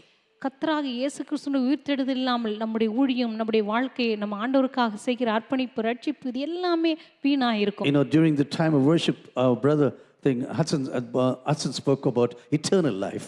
ஆராதனை நேரத்தில் நம்முடைய சகோதரன் ஹட்சன் நித்திய வாழ்க்கையை பற்றி பேசினார். You know, we speak about eternal life just because we believe on the resurrection of Jesus. கர்த்தராகிய இயேசு கிறிஸ்துவின் உயிர்த்தெழுதலை நம்ம விசுவாசிக்கிறதுனால தான் நித்திய ஜீவனை பற்றி நாம் பேச முடிகிறது. The uniqueness of this Christian faith. இந்த கிறிஸ்து விசுவாசத்தினுடைய ஒப்பற்ற தன்மையே, If you demolish the resurrection of the Lord Jesus, கர்த்தராகிய இயேசு கிறிஸ்துவின் உயிர்த்தெழுதலை அந்த இடத்திலே நீங்கள் அழித்து விட்டால், we are going to destroy the entire Christian faith. நம்ம கிறிஸ்து விசுவாசத்தையே முற்றிலுமாக ஒரு அழிவுக்கு நேராக கொண்டு வந்து விடுவோம். You know, when you speak about the resurrection of the Lord Jesus Christ, கர்த்தராகிய இயேசு கிறிஸ்துவின் உயிர்த்தெழுதலை பற்றி நம்ம பேசும்போது, you please go through all the four gospels. நீங்க 4 சுவிசேஷங்களையும் வாசித்து பாருங்கள். Every one of them had a certain emphasis. ஒவ்வொரு சுவிசேஷங்களிலுமே இதை பற்றி சில முக்கியத்துவங்கள் கொடுக்கப்பட்டிருக்கின்றன. Matthew was a Jewish tax collector. மத்தேயு இந்த மனுஷன் ஒரு யூத வரி வசூலிக்கிற மனிதன். And from his Jewish background, he was very much interested in the kingdom of Jesus. தன்னுடைய யூத பின்னணியத்திலிருந்து கர்த்தராகிய இயேசு கிறிஸ்துவுடைய அந்த தேவ ராஜ்யத்தை பற்றி அவர் அதிகமாக எழுதி வைத்திருக்கிறார். Luke was a medical doctor and he looked into certain medical aspects, for example. லூக்கா ஒரு மருத்துவனாக இருந்தபடியினாலே ஆண்டவராகிய இயேசு கிறிஸ்துவின் வாழ்க்கையை பற்றிதான சில மருத்துவ உண்மைகளை அவர் சொல்லியிருக்கிறார். None of the other apostles were interested, or the disciples or the people who wrote the Bible were interested on the medical aspects of the Bible, of Mary, for example. வேதாகமத்தை எழுதின மற்ற இறையியல் வல்லுநர்களோ அல்லது பரிசுத்த ஆவியினால் ஏவப்பட்டு எழுதின மற்ற சீடர்களோ இயேசு கிறிஸ்துவினுடைய இந்த கன்னி பிறப்பை பற்றி, மரியாளை பற்றி அதிகமாக அவர்கள் எழுதவே இல்லை. But being a doctor, he was very interested. ஆனா மருத்துவனாக இருந்த லூக்கா அதை பற்றி அவர் மிகவும் ஆர்வம் கொண்டிருந்தார். Mark, I do not know, the word that he used at least 35 times in his gospel. Mark தன்னுடைய சுவிசேஷத்திலே கிட்டத்தட்ட 35 முறையாவது அவர் பயன்படுத்தின ஒரு வார்த்தை immediately. உடனே அப்படிங்கிற வார்த்தையை நீங்க வாசிக்க முடியும். I laugh when I read this. நான் மார்க்கு சுவிசேஷத்தை வாசிக்கும் போது நான் சிரிப்பேன். I do not know what went into his heart when he was writing this. அவர் இது எழுதும்போது அவர் மனதில் என்ன நடந்ததோ தெரியல. உடனே, that's what he's writing. அதிகமா அவருடைய சுவிசேஷத்துல உடனே அல்லது உடனடியாக என்கிற வார்த்தையை நீங்க வாசிக்க முடியும். 35 times in this one gospel of 16 chapters. 16 அதிகாரம் உள்ள இந்த ஒரே சுவிசேஷத்துல 35 முறை உடனடியாக அல்லது உடனே அப்படிங்கிற வார்த்தை. But John was totally different. ஆனா யோவான் முற்றிலும் ஒரு வேறுபட்ட மனிதன். He was very close to Jesus. அவர் இயேசு கிறிஸ்துவுக்கு மிகவும் நெருக்கமானவர். Putting his ear close to the heart of God. தன்னுடைய செவிகளை இயேசு கிறிஸ்துவுடைய இருதயத்துக்கு அருகாமையில் வைத்துக் கொண்டிருந்தவர். And I do not know why, but this is the reason why maybe he had some of the greatest revelations that is going to come in the future. ஏனென்று தெரியவில்லை. இந்த மனுஷனுடைய வாழ்க்கையில் ஒருவேளை எதிர்காலத்தில் ஆண்டவராக இயேசு கிறிஸ்துவினுடைய மிக உன்னதமான வெளிப்பாடுகளை அவர் சொல்லப் போகிற ஒரு மனிதராக இருந்தபடியினாலயா என்று எனக்கு தெரியவில்லை. All the other gospel writers were making photographs. எல்லா சீடர்களும் பார்க்கும் பொழுது இயேசு கிறிஸ்துவை அவர்கள் புகைப்படம் எடுத்தார்கள் என்று சொல்லலாம். But John was portraying Jesus. ஆனால் யோவான் மாத்திரம் இயேசு கிறிஸ்துவை ஒரு ஓவியமாகவே வரைந்திருந்தார். Because he wanted to know the world to know the character of the Lord Jesus. ஏனென்றால் இந்த உலகமானது கர்த்தராகிய இயேசு கிறிஸ்துவினுடைய குணாதிசயங்களை பற்றி அறிந்து கொள்ள வேண்டும் என்று அவர் ஆர்வமாக இருந்தார். I am the good shepherd. அங்கே சொல்லப்பட்டிருக்கிறது, நானே நல்ல மேய்ப்பன். I am the way and the truth and life. நானே வழியும் சத்தியமும் ஜீவனுமாய் இருக்கிறேன் என்கிற வார்த்தைகள். All these verses with I am. இயேசு கிறிஸ்து தன்னை பற்றி சொல்லுகிறதான நானே என்கிறதான இந்த வசனங்கள் எல்லாம், these words that were said to Moses from God one day, இவைகள் ஒரு நாள் மோசேக்கு தேவனால் சொல்லப்பட்ட வார்த்தைகள். when Moses went to the presence of God, மோசே ஒரு நாள் தேவ பிரசன்னத்துக்கு கடந்து he said, சென்றபோது, Lord, what should I tell the people who you are? அவர் கேட்டார், ஆண்டவரே உம்முடைய நாமத்தை பற்றி ஜனங்கள் கேட்டால் நான் என்ன சொல்ல வேண்டும்? He said, yeah, go back and tell them I am that I am. நீ போய் அவரிடத்தில் சொல்லு, இருக்கிறவராகவே இருக்கிறேன் என்கிறவர் உன்னை அனுப்பினார் என்று. I am ego eimi. This is the two words are very important. அவர் சொன்னார், ஈகோ ஏமி என்கிறதான இந்த வார்த்தைகள் அவரிடத்திலே சொல்லப்பட்டது. This is the name of God. I want to tell you, go and tell them now. அவர் சொன்னார், இதுதான் தேவனுடைய நாமம் என்று அவளிடத்திலே போய் சொல்லு என்று சொல்லப்பட்டது. And now John is coming back to these words. இப்பொழுது இதே வார்த்தைகளுக்கு யோவான் திரும்ப வருகிறார். Even in the night where he was taken captive, அந்த நாளிலே அவர் சிறைப்பிடிக்கப்பட்ட அந்த இரவிலே கூட everyone is coming now. Jesus there. எல்லாரும் அவரை சிறைப்பிடிக்க வருகிறார்கள். இயேசு கிறிஸ்து அங்க இருக்கிறார். You know, sometimes our photos are so misleading. சில நேரங்களில் நம்ம வைத்திருக்கிற இயேசுவை பற்றி புகைப்படங்கள் எல்லாம் நம்மை தவறாக நடத்துகிறது என்று சொல்லுகிறேன். Because they were made in the USA or in Europe. ஏனென்றால் அவைகள்லாம் ஐரோப்பாவிலேயோ அல்லது அமெரிக்காவிலேயோ செய்யப்பட்ட புகைப்படங்கள். They have this glow on the head, for example. தலைக்கு மேல பாத்தீங்கன்னா ஒரு ஒளிவட்டம் இயேசு கிறிஸ்துவுக்கு வரையப்பட்டிருக்கும். Jesus was a very normal name. இயேசு என்கிறதான இந்த பெயர் அந்த நாட்களில் மிக சாதாரணமான வைக்கப்பட்ட பெயர். And that's why that was the reason why he was called Jesus from Nazareth. அதனால தான் இயேசு கிறிஸ்துவை நசரேயனாகிய இயேசு என்று குறிப்பிட்டு He அழைத்தார்கள். should not be confused with other Jesus who are running around there. அதனால அந்த நாட்களில் இயேசு என்று பெயர் வைத்த மற்ற நபர்களோடு கூட அவர்கள் குழப்பப்படக்கூடாது என்பதற்காக And so on the night when he was being taken captive in Garden Gethsemane, அந்த கெத்செமனே தோட்டத்தில் இயேசு கிறிஸ்து சிறைப்பிடிக்கப்பட்டு வரும்போது even at that time he was so considerate and loving towards his disciples. அந்த நேரத்தில் கூட தன்னுடைய சீடர்களை பற்றி அவர் மிகவும் அக்கறை உள்ளவராகவும் அன்புள்ளவராகவும் இருந்தார். He did not say, "Oh, hey guys, I'm escaping now. அவர் சொல்லவில்லை, ஓ சீடர்களே நான் எப்படியாவது தப்பித்துக் கொள்கிறேன், You be there, I'll just slip away." நீங்க இங்க எப்படியோ இருங்க, நான் இங்கிருந்து தப்பிச்சு போயிடுறேன். No, he came out and he said, "I am." அவர் சொன்னார், நீங்கள் யாரை தேடுகிறீர்கள், நான் தான் என்று சொன்னார். All these fellows are crashing to the ground. அந்த நேரத்திலே அவர்கள் எல்லாம் பின்னிட்டு விழுந்தார்கள் என்று சொல்லப்பட்டிருக்கிறது. All of them are crashing to the ground அங்க இருந்த போர்ச்சவர்கள் எல்லாம் தரையிலே பின்னிட்டு விழுந்தார்கள். because they knew it is the name of God. என்று அவர்களுக்கு தெரியும் இது தேவனுடைய நாமம் என்று. This is the name of God, what this man is pronouncing right now. இந்த மனிதன் சொல்லுகிறது கர்த்தருடைய நாமம் தான். Dear brothers and sisters, when we speak about resurrection, கருமையான சகோதர சகோதரிகளே, உயிர்த்தெழுதலை பற்றி நாம் பேசும்போது you and I should know without the resurrection of Jesus, we would be nothing. நீங்களும் நானும் அறிந்து கொள்ள வேண்டும், கர்த்தராக இயேசு கிறிஸ்துவின் உயிர்த்தெழுதல் இல்லாமல் நாம் ஒன்றுமில்லை என்று. We are living in this certainty right now. நாம் இப்பொழுது ஒரு நிச்சயத்திலே வாழ்ந்து கொண்டிருக்கிறோம். Even today, if the world would be destroyed, இன்றைக்கு கூட ஒருவேளை உலகம் அழிக்கப்படுமானால், sometimes when you read the newspapers of today, சில நேரங்களில் இன்றைக்கு இருக்கிற செய்தித்தாள்களை நீங்க வாசிக்கும் போது it is really scary sometimes. சில நேரங்களில் செய்திகளை வாசித்தாலே நமக்கு பயமா இருக்கிறது. Who is going to throw the first atomic bomb on the other person? அடுத்தது இன்னொரு தேசத்தின் மேல யார் வந்து இந்த அணுகுண்டை போட போகிறார்கள் என்று. And there are so many atomic powers today in this world. இப்போ இந்த உலகத்தில் எத்தனையோ அணு ஆயுதங்களை பற்றி நம்ம வாசித்து கொண்டிருக்கிறோம். And there are so many atomic powers, countries today. எல்லா தேசங்களிலும் பார்க்கும் பொழுது இந்த அணு ஆயுதங்கள் அணுகுண்டுகளை வைத்திருக்கிறார்கள். Everyone has got it in their hands. எல்லாருடைய கரங்களில் இதை வைத்துக் கொண்டிருக்கிறார்கள். One expert was writing recently like this. சமீபத்தில் ஒரு நிபுணர் இப்படி எழுதியிருக்கிறார், If this war in Iran is going to continue, ஒருவேளை இந்த ஈரானில் நடக்கிறதான இந்த யுத்தமானது இன்னும் தொடர்ந்து கொண்டே இருக்குமானால் this world will be over in about 2 months. இந்த உலகம் இன்னும் ஒரு 2 மாதத்திலேயே முடிவுக்கு வந்துவிடும். Everything is going to be demolished. எல்லாமே சீக்கிரத்தில் அழிக்கப்பட்டு விடும் என்று சொல்லுகிறார். Because Iran also, they are highly intelligent people, I tell you. ஏனென்றால் ஈரான்லயும் மிக அதி புத்திசாலிகள் இருக்கிறார்கள். Iran sometimes reminds me of India. சில நேரத்தில் ஈரானை பற்றி நான் வாசிக்கும் போது எனக்கு இந்தியாவினுடைய ஞாபகம் தான் வருகிறது. They have a wonderful middle class that is well educated. அங்க இருக்கிற இல்ல மத்திய நிலைமையில் இருக்கிற சில குடும்பங்கள் நன்றாக படித்த நபர்களை கொண்டிருக்கிறார்கள். There are good scientists in this nation. அதே போல் அந்த தேசத்துல நல்ல விஞ்ஞானிகள் But இருக்கிறார்கள். at the same time, when I think about the coming of the Lord Jesus, அதே நேரத்தில் கர்த்தராகிய இயேசு கிறிஸ்துவினுடைய வருகையை பற்றி நாம் சிந்திக்கும் போது I look at the appearances that are happening in the skies right now. இப்பொழுது வானங்களில் நடக்கிறதான அந்த அடையாளங்களை நாம் பார்க்கிறோம். I look at the church of Jesus around the world. இந்த உலகமெங்கிலும் இருக்கிறதான இயேசுவின் சபையை நோக்கி And I பார்க்கிறோம். also see what's happening to this nation of Israel. அதே போல இஸ்ரேல் தேசத்திலே என்ன நடந்து கொண்டிருக்கிறது என்பதை நாம் பார்க்கிறோம். There are so many commotions. There is so much of commotion now happening in this world. இப்பொழுது உலகமெங்கிலும் அநேக குழப்பங்கள் நடந்து But கொண்டிருக்கின்றன. at the same time, I know nothing happens without the consent of God. ஆனா அதே நேரத்தில் ஆண்டவராகிய இயேசு கிறிஸ்துவுக்கு தெரியாமல் அவருடைய அனுமதி இல்லாமல் எதுவுமே நடக்கிறது இல்லை. And every one of us know completely and surely if we die, we are going to go to the presence of God. ஆனா நம்ம எல்லாருமே மிக நிச்சயமா அறிந்திருக்கிற ஒரு காரியம், நாம் இன்றைக்கு மரித்தாலும் ஆண்டவருடைய பிரசன்னத்துக்கு நாம் கடந்து செல்ல போகிறோம் This என்பதுதான். is going to make no difference, I tell you. இது நம்முடைய வாழ்க்கையில எந்த ஒரு இந்த காரியத்துல எந்த ஒரு மாற்றமும் கிடையாது. I have seen some Christians die. சில கிறிஸ்தவர்கள் மரித்திருக்கிறதை நான் பார்த்திருக்கிறேன். They go home in a very joyful manner. அவர்கள் பிதாவின் வீட்டுக்கு போகும்பொழுது மிக சந்தோஷமாய் கடந்து செல்கிறார்கள். One of my friends, he invited me to come to him 3 days before his death. என்னுடைய நண்பர்கள் ஒருவர் அவர் மரிப்பதற்கு 3 நாளைக்கு முன்பதாக வீட்டுக்கு வரும்படி என்னை அழைத்திருந்தார். Real skin, only skin, blue eyes and skeleton. அவர் பார்த்தீங்கன்னா அப்படியே ஒரு எலும்பு மேலே தோல் போத்துன மாதிரி தான், ஒரு எலும்பு கூடு மாதிரி இருந்தார். அவருக்கு நீல நிற கண்கள். And when I came up the stairs in his home, அவருடைய வீட்டில் அந்த மாடிப்படி ஏறி நான் போன போது somehow he pushed himself to the door. எப்படியோ கஷ்டப்பட்டு என்னை வரவேற்பதற்காக அந்த வாசலுக்கு வந்தார். And he said after a few words with me, ஒரு சில வார்த்தைகள் இடத்துல சொன்ன பிற்பாடு, I'm happy I'm going home.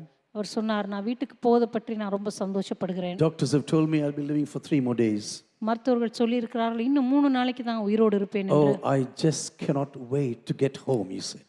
என்னுடைய வீட்டுக்கு போவதற்கு என்னால் காத்திருக்கவே முடியவில்லை என்று The சொன்னார். reason for this faith is the resurrection of the Lord Jesus. இந்த விசுவாசத்திற்கான காரணமே கர்த்தராகிய இயேசு கிறிஸ்துவினுடைய உயிர்த்தெழுதல் மாத்திரமே. He said, because I am alive, you are going to live. அவர் சொன்னார், நான் ஜீவித்திருக்கிறபடியால் நீங்களும் ஜீவிப்பீர்கள். I am the resurrection and life, I want to tell you. நானே உயிர்த்தெழுதலும் ஜீவனுமாய் இருக்கிறேன் என்று ஆண்டவர் You are சொன்னார். not going to die and be destroyed forever. நீங்கள் மரித்து போய் அப்படியே நிரந்தரமாக அழிந்து போக போவதில்லை. No, I am going to bring you back into real life. இல்லை, நித்திய ஜீவனுக்கு நேராக உங்களை மறுபடியும் கொண்டு வர போகிறேன். Dear brothers and sisters, some of the meetings I've had with people sometimes. கருமையான சகோதர சகோதரிகளே, சில நபர்களை நான் சந்தித்திருக்கிற You போது, know, some few times ago when I was in Israel, நான் இஸ்ரேல் தேசத்தில் இருந்த பொழுது சில நேரங்களில் you know, usually I go to the Western Wall for prayer. சாதாரணமாக அந்த புலம்பலின் சுவருக்கு நான் போவேன் அங்கே ஜெபத்துக்காக. I am so touched by the piety of these old people. அங்கே இருக்கிற அந்த வயதானவர்களுடைய அந்த தேவ பக்தியை பார்க்கும் பொழுது நான் மிக அதிகமாக அசைக்கப்படுவேன். You know, they come about 6 or 7 in the morning to the wall. காலையில் ஒரு 6-7 மணிக்கு அந்த மேற்கத்திய சுவருக்கு வருவாங்க. And then they keep praying. அதுக்கப்புறம் ஜெபம் பண்ணிக்கொண்டே இருப்பார்கள். They'll be weeping sometimes, very often weeping. சில நேரங்களில் பார்த்தா அவங்க அழுது புலம்பி ஜெபம் பண்ணுவார்கள். They're waiting for the coming Messiah. வரப்போகிறதான மேசியாவுக்காக அவர்கள் ஜெபிப்பார்கள். The ladies are behind the screen and they are shouting that the Lord should come back. அந்த திரைக்கு பின்பாக ஸ்திரீகள் உட்கார்ந்து கொண்டு கர்த்தராகிய இயேசு கிறிஸ்துவினுடைய வருகைக்காக அவர்கள் அழுது ஜெபித்துக் கொண்டிருப்பார்கள். And then one day I went to the Western Wall. On the way I met an old man. ஒரு நாள் அந்த மேற்கத்திய சுவருக்கு போன பொழுது அங்க ஒரு வயதான நபரை சந்தித்தேன். He was excellent in his appearance. அவர் பார்ப்பதற்கு மிக ஒரு அழகான தோற்றமுடையவராயிருந்தார். Black suit and a long beard. ஒரு கருப்பு கலர் உடை அணிந்திருந்தார், நீளமான தாடி.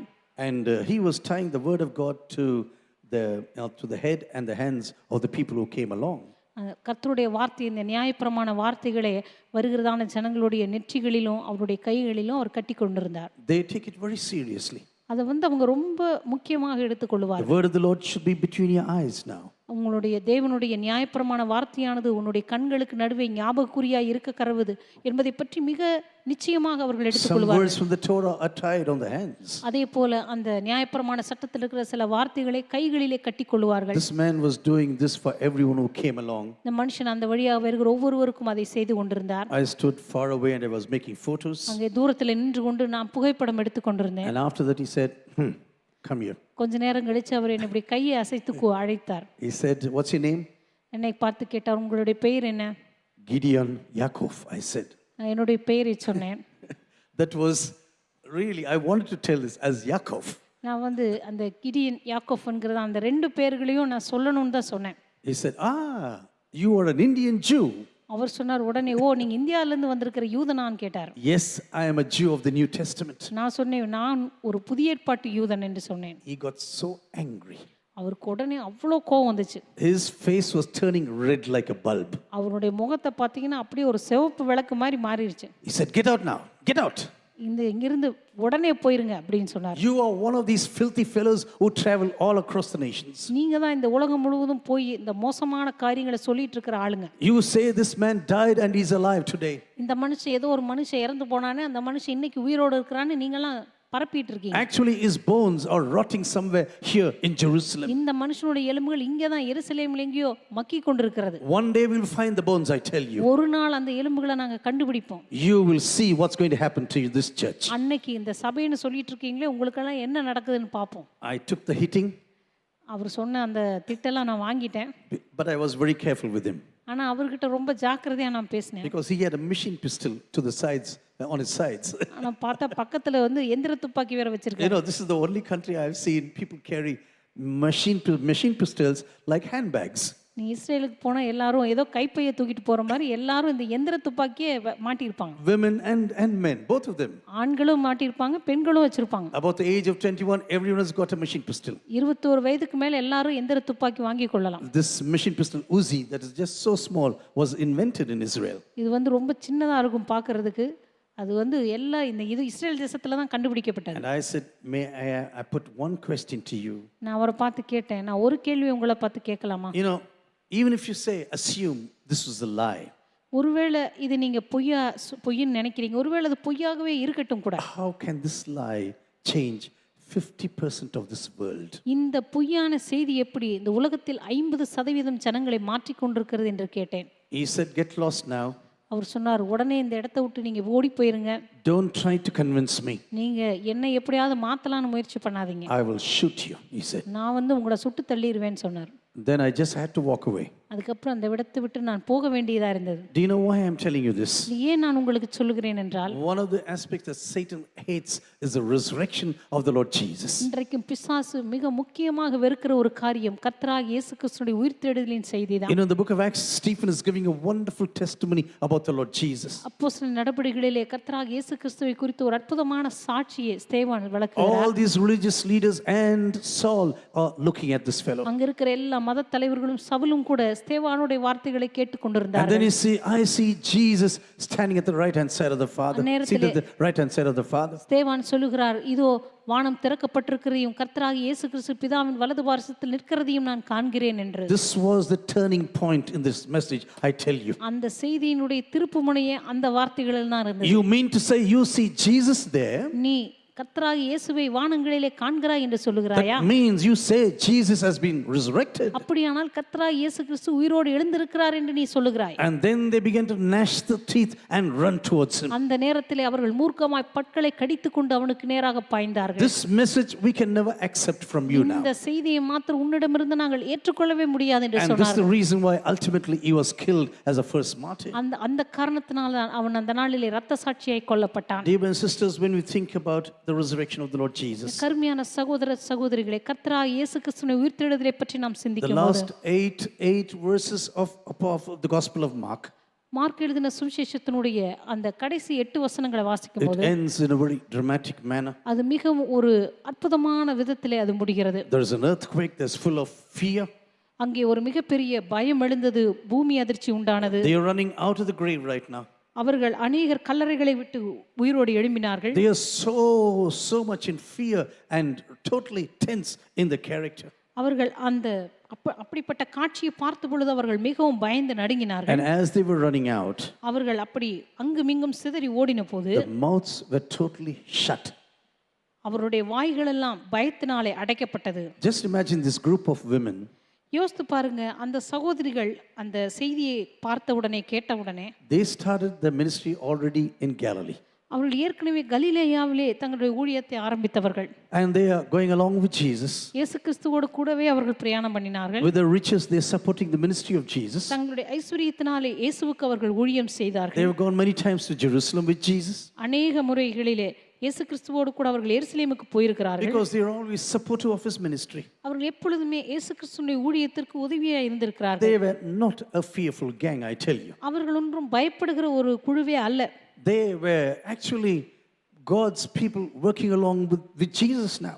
இயேசு கிறிஸ்துவோடு கூட ஊழியம் செய்கிற தேவ மனிதர்களாக அவர்கள் இருந்தார்கள். But when they saw the things that have happened on the grave, ஆனால் அந்த கல்லறையிலே நடந்த காரியத்தை அவர்கள் பார்த்தபோது, on the last day before crucifixion, they saw how the grave was being closed right now. அந்த இயேசு கிறிஸ்துவுடைய அந்த சிலுவையில் அறையப்படுதலுக்கு பிற்பாடு அவர் எப்படியாக அடக்கம் பண்ணப்பட்டார், அந்த கல்லறையின் கல் எப்படி மூடப்பட்டது என்று அவர்கள் பார்த்தார்கள். They did not say, we don't care, we are going home now. அவர்கள் சொல்லவில்லை, எங்களுக்கு ஒன்றும் கவலை இல்லை, இயேசு எப்படியோ மரித்து போகட்டும், நாங்கள் வீட்டுக்கு போகிறோம் என்று சொல்லவில்லை. From the cross to the grave, they were always there. சிலுவையிலிருந்து அந்த கல்லறை வரைக்கும் அந்த ஸ்திரீகள் கூடவே இருந்திருக்கிறார்கள். When all the men were hiding at home, அங்கே ஆண்கள் எல்லாம் வீட்டிலே ஒளிந்து கொண்டிருந்த போது they had so much of apprehensions about the future.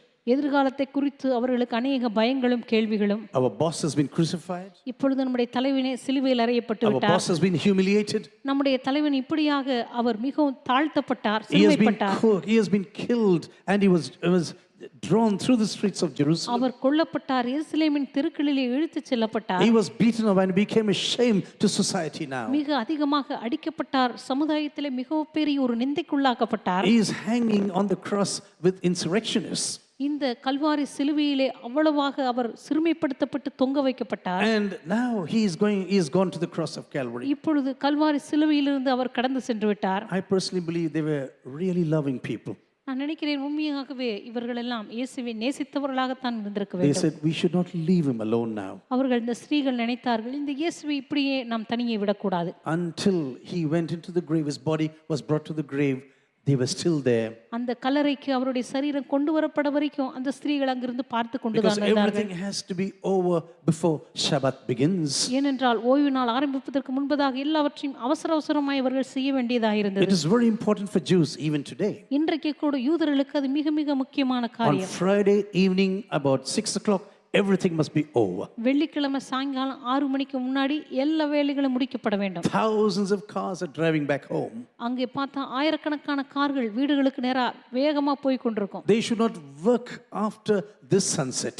இந்த சூரியன் அஸ்தமித்த பிற்பாடு அவர்கள் எந்த வேலையும் செய்யக்கூடாது. Because Sabbath begins till Saturday evening. ஏனென்றால் From Friday till Saturday evening. ஏனென்றால் அவருடைய ஓய்வு நாளானது வெள்ளிக்கிழமை சாயங்காலம் 6 மணியிலிருந்து சனிக்கிழமை சாயங்காலம் 6 மணி வரைக்கும். And Sunday will be the first day after Shabbat. அவர்களுக்கு ஞாயிற்றுக்கிழமையானது ஓய்வு நாளினுடைய வாரத்தின் முதலாம் நாள். You know, Tuesday, the Tuesday will be the second day after Shabbat.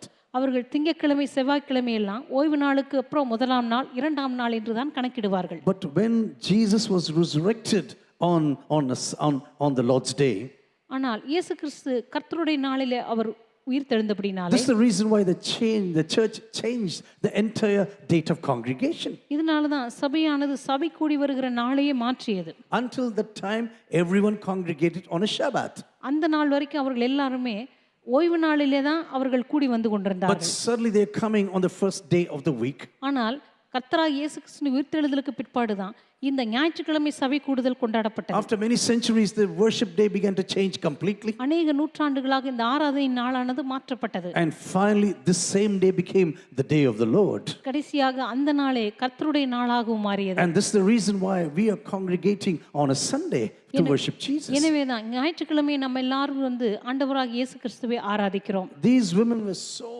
so fearful now. இந்த ஸ்திரீகள் எல்லாம் இப்பொழுது மிக அதிகமாக பயந்திருந்தார்கள். Just imagine ladies being quiet because of fear. யோசித்து பாருங்க, சகோதரிகள் பயத்தினால பேசாம இருக்கிற காரியத்தை எங்கேயாவது பார்த்திருக்கீங்களா? பேசவே இல்லையா? None of them were speaking. அங்கே சொல்லப்பட்டிருக்கிறது அவர்கள் ரொம்ப பயந்திருந்தனாலே ஒருவருக்கும் ஒன்றும் சொல்லாமற் போனார்கள் A அப்படின்னு. group of ladies, அங்க பார்த்தா ஒரு சகோதரிகள் கூட்டம், and they are so dumb now. இப்ப பார்த்தா எதுவும் பேசாம வாயை திறக்காம இருக்காங்க. Full of fear, they're going back right now. அவருடைய பயத்தினாலே ஒருவருக்கும் ஒன்றும் சொல்லாமலேயே போய்விட்டார்கள். You know, sometimes we think, oh, wonderful ladies. சில நேரத்தில் நம்ம நினைச்சிருப்போம், அப்பா அற்புதமான சகோதரிகள். You know, they were fearless now. அவங்க சகோதரிகளுக்கு பாருங்க ஆரம்பத்துல பயமே இல்லை. They went exactly to see the resurrected Lord Jesus. கர்த்தராகிய இயேசுனுடைய உயிர்த்தெழுதலை பார்க்கிறதுக்கு தைரியமா போயிருக்காங்களே. No. Actually, they went to see the body of Jesus. அவர்கள் இயேசுவின் உயிர்த்தெழுதலை காண செல்லவில்லை, இயேசுவின் சரீரத்திற்கு பரிமள தைலம் போடும்படி போனார்கள். And this is the reason why they took all the spices. இந்த காரணத்தினால தான் அவர்கள் சுகந்த வர்த்தகங்கள் எல்லாம் வாங்கி கொண்டு They போனார்கள். said, okay, third day, not a very good day for the body. அவர்கள் நினைத்தார்கள் அவர் மரித்து 3 நாள் ஆகிவிட்டது, அதனால சரீரம் நல்ல நிலைமையில் இருக்காது. So let us take the spices to the grave now. அதனால கல்லறைக்கு போவதற்கு சுகந்த வர்க்கங்களை வாங்கி கொண்டு போவோம். And then suddenly this entire surprise. திடீரென்று அவர்களுக்கு அந்த முழுமையான ஒரு அதிசயம் நடக்கிறது. Do you know, even Mary Magdalene அங்கே மகதலேனா மரியாளும் கூட did not believe that he was resurrected. அவர் உயிர்த்தெழுந்தார் என்று சொல்லி அவளும் விசுவாசிக்கவில்லை. She said, oh, someone has stolen the body. அவர் நினைத்தாள், ஓ யாரோ ஒருவர் அவருடைய சரீரத்தை திருடி கொண்டு போயிருக்க வேண்டும். This is what she says. இப்படித்தான் மகதலேனா மரியாள் கூட ஆரம்பத்தில் Oh, சொன்னார்கள். someone has stolen the body of O Jesus. யாரோ ஒருவர் இயேசுவின் சரீரத்தை எடுத்துக்கொண்டு போய் விட்டார்கள். Dear brothers and sisters, they had to meet Jesus so that the faith could be rebuilt. இந்த கருமையான சகோதர சகோதரிகளே, அவருடைய விசுவாசம் திரும்ப கட்டி எழுப்பப்படும்படியாகத்தான் உயிர்த்தெழுந்த இயேசுவின் தரிசனமே அவர்களுக்கு கிடைத்திருக்க You வேண்டும். know, I had a colleague doing my theological studies. நான் இறையில் படித்துக் கொண்டிருந்த பொழுது என்னோடு கூட படித்த ஒருவர் எனக்கு தெரியும். You know what he said one day to me? அவர் ஒரு நாள் என்னை பார்த்து என்ன சொன்னார் தெரியுமா? Dear Gideon, you are so dogmatic. அவர் சொன்னார், கிடியன் உங்களுக்கு ஒன்று சொல்கிறேன் அப்படின்னு சொல்லிட்டு ரொம்ப ஒரு தீவிரமாக சொன்னார். And he said, you are so dogmatic. You always want to pin down to the word of God. நீ எப்பொழுதுமே ஆண்டோடைய வார்த்தையை பற்றி ரொம்ப உறுதியாக தீவிரமாக அதை வந்து நம்பிக்கொண்டிருக்கிறாய். Don't take all these things very இது seriously. எல்லாத்தையும் ரொம்ப அப்படியே நீ ரொம்ப தீவிரமாலாம் எடுத்துக்கொள்ள He வேண்டாம். said, Jesus was a good man. இயேசு கிறிஸ்து ஒரு நல்ல மனுஷன். Oh, he did so many good things. அவர் நல்ல காரியங்கள் நிறைய செய்தார். He spoke very good things to the our people. ஜனங்களுக்கு நற்காரியங்களை சொல்லிக் கொடுத்தார். Don't dig into the virgin birth of Jesus. இயேசு கிறிஸ்துனுடைய அந்த கன்னி பிறப்பை பற்றி நீ ரொம்ப தீவிரமா எடுத்துக்கொள்ளாத. Don't dig into the resurrection of Jesus. இயேசு கிறிஸ்துவின் உயிர்த்தெழுதலை பற்றி ரொம்ப ஆராய்ந்து படித்துக் Don't கொண்டிருக்காத. think about all the signs and wonders in the Bible. வேதத்தில் இருக்கிறதான எல்லா அற்புதங்கள் அடையாளங்களாம் ரொம்ப ஆராய்ந்து படித்துக் கொண்டிருக்காதே. Just leave all of that. அதெல்லாம் அப்படியே விட்டு விடு. Just say Jesus is a wonderful God of love and compassion. நீ வந்து இயேசு கிறிஸ்து ஒரு நல்ல அற்புதமான ஒரு தெய்வம், ஒரு அன்பின் தெய்வம் என்று பிரசங்கி. Dear brothers and sisters, sometimes it is like this even in our personal lives. அருமையான சகோதர சகோதரிகளே, சில நேரங்களில் நம்முடைய வாழ்க்கையில கூட இப்படி இருக்கலாம். You know, we have listened to the word of God, we have studied the word of God. நம் கர்த்தருடைய வார்த்தையை வாசிக்கிறோம், அதை நன்றாக நாம் ஆராய்ந்து தியானிக்கிறோம். But sometimes commentaries and criticism becomes more important than the original word of God. சில நேரங்களில் தேவனுடைய அசலான வார்த்தைகளை காட்டிலும் அவற்றை பற்றி எழுதப்பட்டிருக்கின்ற விளக்க உரைகளும் அல்லது தேவனுடைய வார்த்தை குற்றஞ்சாட்டி எழுதப்பட்டிருக்கிற அந்த குற்றச்சாட்டுகளும் நமக்கு மிக முக்கியமாய் போய்விடுகின்றன. Especially to young people, I want to tell you. விசேஷமாக இங்க இருக்கிற வாலிபர்களுக்கு நான் And சொல்லுகிறேன். even to people who are listening to me. அதே போல என்னை கேட்டுக்கொண்டிருக்கிறவர்களுக்கு நான் சொல்லுகிறேன். As a Christian youth, you need a strong church. நீங்க ஒரு கிறிஸ்தவ வாலிப பிள்ளையாக உங்களுக்கு ஒரு நல்ல உறுதியான சபை தேவை. Your pastor must be a man of the scriptures, I tell you. உங்களுக்கு ஒரு பலமான சபை மாத்திரமல்ல, தேவனுடைய வார்த்தை உறுதியாக போதிக்கிற ஒரு போதகரும் உங்களுக்கு There தேவை. must be people of God in the church who speak the scriptures without subtractions. அதே போல கர்த்தருடைய வார்த்தைகளை மிக தீர்க்கமும் திட்டமுமாக அறிவிக்கிறதான வேத போதகர்கள் உங்களுடைய சபையிலே தேவை. If not, sometimes it is very hard to survive. அப்படி இல்லை என்றால் இந்த உலகத்திலே விசுவாசத்திலே பிழைப்பதே கடினம்.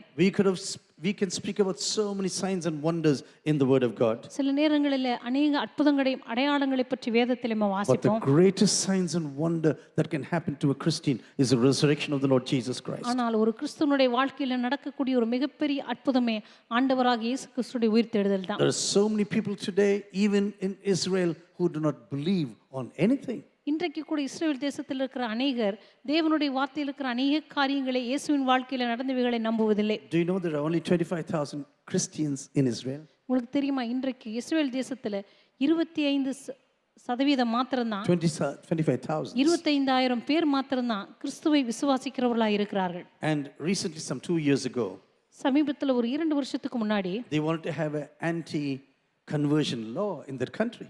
அந்த தேசத்துல மதமாற்ற தடை சட்டத்தை கூட கொண்டு வர வேண்டும் என்று அவர்கள் முயற்சித்தார்கள். But ultimately it failed. I do not know why.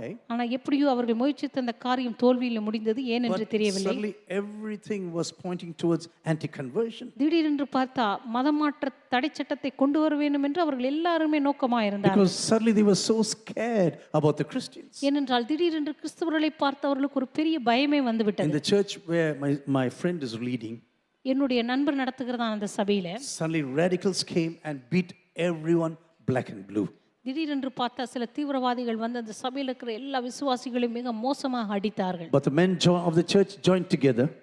ஆனா அங்கிருந்த எல்லாரும் ஒன்றிணைந்து, All the men came together, அங்கிருந்த ஆண்கள் எல்லாம் ஒன்றிணைந்து took the beatings on themselves, அங்க விழுந்த எல்லா அடிகளையும் அவர்கள் வாங்கி கொண்டார்கள். and helped all the ladies escape through the back door. எப்படியாவது பின்பக்க வாசல் வழியா பெண்கள் எல்லாம் தப்பித்து போகட்டும் என்று விட்டார்கள். He said it was a miraculous escape for our wives and daughters. அவர் சொன்னார், எங்களுடைய மனைவிகளும் பிள்ளைகளும் தப்பித்ததே பெரிய அதிசயம் என்று சொன்னார். Dear my sisters, 500 people, more than 500 people saw the resurrected Jesus. அருமையான சகோதர சகோதரிகளே, 500 பேருக்கும் மேலாக கர்த்தராக இயேசுக்கு உயிர்த்தெழுந்த இயேசுவை அவர்கள் தரிசித்தார்கள் என்று சொல்லப்பட்டிருக்கிறது. Oh, some people say this is all hallucination. ஒரு சிலர் சொல்லுகிறார்கள் அவர்களுக்கெல்லாம் ஏதோ ஒரு பிரமை பிடித்திருக்கிறது போல. Oh, hallucination. It was not the reality. They had some thoughts like that. அவங்களுக்கு அதெல்லாம் உண்மை கிடையாது, ஏதோ அவங்க குழம்பி போய் ஏதோ தரிசனம் கண்டோன்னு சொல்லி கொண்டிருக்கிறாங்க. Maya Thotram, that's what I saw in dictionary. அது ஏதோ மாயத்தோற்றம் என்று சொல்லப்படுகிறது. You know, I have to look into dictionary for everything. ஒவ்வொரு வார்த்தையும் நான் வந்து போய் அகராதியில தேடிட்டு இருப்பேன். I am so thankful for dictionaries and thesaurus. இன்னைக்கு நிறைய சொல்லகராதி அல்லது சொற்றொடர்கள் எல்லாம் சொல்லி கொடுக்குற இந்த அகராதி புத்தகங்களுக்கு நான் ரொம்ப சந்தோஷப்படுகிறேன். But I asked one person like this. ஒருத்தரை பார்த்து நான் இப்படி கேட்டேன். Hallucinations I know.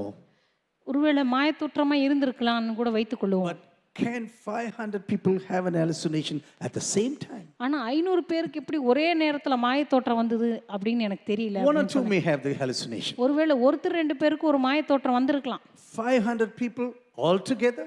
500 பேருக்கு ஒரே நேரத்திலேயே மாயத்தோற்றம் வந்திருக்கும். And he said, yeah, that's a very critical question. அவர் சொன்னாரு, ஆமா நீங்க சொல்றது ரொம்ப கஷ்டமான ஒரு கேள்வியா தான் இருக்கு பதில் சொல்றதுக்கு. Dear brothers and sisters, there's so much speaking against the resurrection of the Lord Jesus.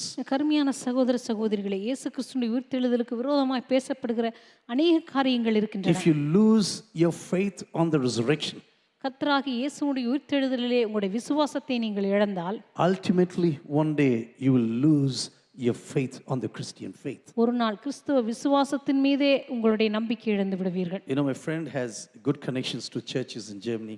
என்னுடைய நண்பர்கள் ஒருவர் ஜெர்மனியில் இருக்கிறதான எல்லா சபைகளிலும் அவருக்கு நல்ல ஒரு உறவு இருக்கிறது. And he was speaking about a church recently. சமீபத்தில் ஒரு சபையில அவர் பேசிக் கொண்டிருந்தார். You know, the church building is very beautiful. I like the church. அந்த சபை கட்டணம் மிகவும் அழகா இருக்கும். அந்த சபை எனக்கு மிகவும் பிடிக்கும். It's an old building but full of water around. அது ஒரு பழைய சபை கட்டடம், சுற்றிலும் நிறைய தண்ணீர் இருக்கும். Lot of green and a lake around. சுற்றிலும் நிறைய ஏரிகள் இருக்கும், நல்ல பச்சை பசேல்னு அழகா இருக்கும். And they were looking for a pastor for this church. அவர்கள் அந்த சபை கட்டடத்துக்காக ஒரு போதகரை தேடிக் கொண்டிருந்தார்கள். கட்டடத்துக்கு இல்ல, believers. For the believers. அங்கிருந்த விசுவாசிகளுக்காக ஒரு போதகரை தேடிக் கொண்டிருந்தார்கள். They tested so many. அவர்கள் நிறைய போதகர்களை அவங்க சோதித்து பார்த்தாங்க. No one suited this ministry. ஆனா அந்த ஊழியத்துக்கு வந்த எந்த போதகருமே அவங்களுக்கு ஏற்றவரா இல்ல. Finally one man came. கடைசியாக ஒருத்தர் வந்தார். He said, I want to be very open to you. அவர் சொன்னார், உங்களை பார்த்து நான் நேரடியா வெளிப்படையா சொல்றேன். I don't believe in the Bible. நான் வந்து வேதத்தை விசுவாசிக்கிற நபரே கிடையாது. I know you tried so many preachers. நீங்க ஏற்கனவே நிறைய போதகர்களை பரிசோதித்து பார்த்தீங்கன்னு எனக்கு தெரியும். You did not get even one fellow. உங்களுக்கு ஒரு போதகர் கூட கிடைக்கவே இல்லை. So it is better that you take me. அதனால நீங்க என்னையும் எடுத்துக்கங்க, அதுவே உங்களுக்கு நல்லது. I will work only for 3 days in the week. நான் வந்து வாரத்துல 3 நாள் தான் வேலை செய்வேன். I will not preach from the Bible. நான் வந்து வேதத்துல இருந்தெல்லாம் பிரசங்கிக்க மாட்டேன். I will speak about social service. நான் வந்து இந்த சமுதாய சேவைகளை பற்றி பேசுவேன். And it's better that you take me, yeah? நான் சமூக சேவை பற்றி தான் பேசுவேன். ஆனா என்னை நீங்க எடுத்துக்கிட்டீங்கன்னா உங்களுக்கு ரொம்ப நல்லது. I'm warning you, you will not get a pastor. நான் எச்சரிப்பா சொல்றேன், கண்டிப்பா உங்களுக்கு எந்த போதகரும் கிடைக்க மாட்டாங்க. And ultimately they took this pastor. கடைசியா பார்த்தா இந்த போதகரே அவங்க எடுத்துக்கிட்டாங்க. And he comes on Sundays and speaks about social service. அவர் ஞாயிற்றுக்கிழமை வருவாரு, சமூக சேவையை பத்தி பேசுவார். And we asked our friends, why are you there in the church? நான் இப்ப நண்பனை பார்த்து கேட்டேன், நீ ஏன் அந்த சபையில் இருக்க? We are about 7 or 8 people really believing Christians. நாங்க ஒரு 7-8 பேர் தான் இயேசுவை விசுவாசிக்கிறவங்களே இருக்கிறோம். But I said, why are you there? இப்ப நான் கேட்டேன், நீங்க அந்த சபையில் இருக்கிறீங்க? Only because of the friendship. அவர் சொன்னாரு, எனக்கு அங்க இருக்கிற சபையில் இருக்கிற அந்த நட்புனால தான். Only because of the friendship we sit together. நாங்க நட்புனால தான் நாங்கெல்லாம் பிரியாம ஒண்ணா ஒரே சபையில் We உட்கார்ந்திருக்கோம். close our eyes, close our ears. நாங்க அவர் என்னமோ பேசுறாரு, கண்ணை முடிக்கவும் காதை முடிக்கவும். We won't be there, alive there during the preaching. பிரசங்க நேரத்துல என்னமோ சொல்லட்டும்னு சொல்லிட்டு நாங்க எதையுமே கவனிக்க மாட்டோம். And after the service, ஆராதனை முடிஞ்ச பிற்பாடு we get together for lunch. நாங்கெல்லாம் ஒண்ணா உட்கார்ந்து மதிய சாப்பாடு சாப்பிடுவோம். We go out for lunch in a good restaurant. That is why we are there in the church. மத்தியானம் ஆராதனை முடிஞ்சனே ஒரு நல்ல ஹோட்டல்ல போய் நாங்க எல்லாரும் மத்தியான சாப்பாடு சாப்பிடுவோம். அதுக்காக தான் போறேன். I can tell you, you will laugh about things happening in the church of Jesus today. இன்னைக்கு இயேசுவின் சபையில் நடக்கிற காரியங்கள் கேள்விப்பட்டு நீங்களே சிரிப்பீங்க. You know what my desire is? என்னுடைய விருப்பம் என்ன தெரியுமா? To train Indian women and men with the word of God. கர்த்தருடைய வார்த்தையினாலே இந்திய சகோதரிகளையும் இந்திய சகோதரர்களையும் அவர்களை பயிற்றுவிக்க வேண்டும் என்பதுதான். And send to the churches in Europe. அவர்களை ஐரோப்பா தேசத்தில் இருக்கிற சபைகளுக்குள்ளாக அனுப்பி வைக்க வேண்டும். There are wonderful Bible teachers and worship leaders in our nation. நம்முடைய தேசத்தில் அற்புதமான வேத போதகர்கள் இருக்கிறார்கள், ஆராதனை தலைவர்கள் இருக்கிறார்கள். We have this habit of always looking to the white skin outside there. நமக்கு ஒரு பழக்கம் இருக்குது, எப்பவுமே இந்த வெள்ளைக்கார தோல்ல தான் பார்த்துக்கிட்டு இருக்கோம். Oh, they are good teachers. They are good teachers. அவர்களால நன்றாக போதிப்பார்கள் என்று சொல்லுகிறோம். Yes, they are good teachers. ஆமா, அவர்கள் நல்ல போதகர்கள் தான். Many of them are good teachers. அவர்கள் அநேகர் நல்ல போதகர்கள் தான். But today there's a scarcity of good preachers and worship leaders even in Western countries. ஆனா இன்றைக்கு மேற்கத்திய நாடுகளில கூட சரியான போதகர்களுக்கும் நல்ல ஆராதனை தலைவர்களுக்கும் ஒரு பெரிய பஞ்சமே இருக்கிறது. And I tell you, when the word of God is dead, நான் சொல்லுகிறேன், கர்த்தருடைய வார்த்தை எங்கு மரித்து காணப்படுகிறதோ the church will be dead very soon. அந்த சபை சீக்கிரமாக மரித்துவிடும். And the youth will be there without any orientation. அங்க இருக்கிற வாலிபர்களுக்கு எந்த விதமான அவர்களுக்கு ஒரு முகமே இருக்காது. Sometimes I'm really fearful today about the future generation of India. இன்றைக்கு இந்திய தேசத்தில் இருக்கிற எதிர்கால சந்ததியை பற்றி நான் உண்மையாகவே பயப்படுகிறேன். When I look into things that are happening around us, இன்றைக்கு நம்மை சுற்றி நடக்கிற காரியங்கள் எல்லாம் நம்ம பார்க்கும்போது what is going to be the future of this generation? இன்றைக்கு இந்த சந்ததியினுடைய எதிர்காலம் எப்படித்தான் இருக்க போகிறது? Their thinking, their lifestyle, அவர்களுடைய சிந்திக்கிற முறையும் அவருடைய வாழ்க்கை முறையும், how are they going to change this nation? அவர்கள் இந்த தேசத்தை எப்படித்தான் மாற்றப் போகிறார்கள்? This nation was known for truth and integrity some decades ago. இந்த தேசமானது பல வருடங்களுக்கு முன்பதாக பார்த்தால் அதனுடைய சத்தியத்திற்கும் அதே போல நேர்மைக்கும் மிக புகழ்பெற்ற ஒரு தேசமாய் இருந்தது. They were known for family virtues. அதே போல குடும்பங்களில் இருந்த நல்ல காரியங்கள் அல்லது நற்பழக்க வழக்கங்களுக்கு மிக பிரபலமான ஒரு தேசமாய் இருந்தது. For respect towards fathers and mothers, for parents. பெற்றோர்களை பார்த்து அல்லது பெரியவர்களை பார்த்து கொடுக்கிற அன்பு மரியாதையில மிக உயர்ந்த ஒரு தேசமாய் இருந்தது. Parents were so devoted, even now they're so devoted to their kids. பெற்றோர்கள் தங்களுடைய பிள்ளைகளுக்கு இன்றைக்கு கூட எவ்வளவு அர்ப்பணிப்பாய் இருக்கிறார்கள். Sometimes they may not have much money in their hands. சில நேரங்களில் பெற்றோர்களுக்கு அவங்க கரங்களிலே நிறைய பணம் இருக்காது. Parents may not be dressed in a very stylish manner. பெற்றோர்கள் கூட பார்த்தா அவ்வளவு நல்ல உயர்ந்த ரக ஆடைகளை போட்டிருக்க மாட்டார்கள். But when you see the son and daughter, ஆனா அவங்க மகள்களை பாருங்க, you will think, oh, they are from rich families. அவங்கள பாத்தீங்கன்னா இதோ இவங்கலாம் பணக்கார குடும்பத்தை சேர்ந்தவங்கள போல அப்படி நினைப்போம். Because of the dedication of the parents. அவருடைய பெற்றோர்களுடைய அர்ப்பணிப்பினால தான் பிள்ளைகள் அவ்வளவு சொகுசு வாழ்க்கை They give வாழ்கிறார்கள். the best education to the children. பிள்ளைகளுக்கு சிறப்பான கல்வியை கொடுத்திருக்கிறார்கள். And above all, some of these parents are so God fearing. அது எல்லாவற்றுக்கும் மேலாக சில பெற்றோர்கள் அவ்வளவு தேவ பயம் நிறைந்தவர்கள். That you can see this fear of God in the life of these children. அந்த தேவ பயத்தை அவருடைய பிள்ளைகளுடைய வாழ்க்கையிலும் நம்மால் பார்க்க முடிகிறது. Show me the parent and I will tell you who you are. பெற்றோர்கள் உங்கள் பெற்றோர்களை எனக்கு காண்பியுங்கள், நீங்கள் யார் என்று நான் சொல்லுகிறேன். Show me the parent, I will tell you who you are. உங்கள் பெற்றோர்களை எனக்கு காண்பியுங்கள், நீங்கள் யார் என்று நான் சொல்லுகிறேன். This disaster did not come in one single day. இந்த தேசத்தினுடைய அழிவு ஒரே நாளிலே இந்த தேசத்துக்குள்ள வரவில்லை. Actually it has come gradually. உண்மையை சொல்ல போனால் படிப்படியாக வந்திருக்கிறது. The fear of God left the families. ஆரம்பத்தில் தேவ பயம் குடும்பத்தை விட்டு போனது. And then no one to teach their children. அதற்கு பிற்பாடு பிள்ளைகளுக்கு கற்றுக் கொடுக்கிறதுக்கு யாரும் இல்லை. The friends became the best teachers for them. அவர்களுடைய நண்பர்கள் தான் அவங்களுக்கு எல்லாவற்றையும் சொல்லிக் கொடுக்கிற போதகர்களாகவே மாறிவிட்டார்கள். And they are leading them right now. இப்பொழுது அவர்களுடைய நண்பர்கள் தான் அவர்களை நடத்தி கொண்டிருக்கிறார்கள். Dear brothers and sisters, I am not telling this to criticize anyone. கருமையான சகோதர சகோதரிகளே, இது யாரை குற்றப்படுத்தும்படியாக நான் சொல்லவில்லை. This is a great pain in me at the depth of my heart. இது என்னுடைய இருதயத்தின் ஆழத்தில் இருக்கிற மிகப்பெரிய ஒரு வேதனை. How are things evolving around us right now? இப்பொழுது நம்மை சுற்றில் இருக்கிற சூழ்நிலை எவ்வளவாக மாறிக்கொண்டிருக்கிறது. What is the future of this nation? இந்த தேசத்தினுடைய எதிர்காலம் தான் என்ன? The power of resurrection is still alive in our nation. இன்றைக்கு நம்முடைய தேசத்தில் ஆண்டவராகிய இயேசு கிறிஸ்துவினுடைய உயிர்த்தெழுதல் இருக்கிறது. When Jesus came out of the grave, இயேசு கிறிஸ்து அன்றைக்கு கல்லறையிலிருந்து வெளியே வந்தவுடனே he knew exactly he has to build up the lives of his disciples. அவருக்கு சரியாக தெரிந்தது தன்னுடைய சீடர்களுடைய வாழ்க்கையை அவர் மறுபடியும் கட்டி எழுப்ப வேண்டும் என்று. He had to go along and meet them.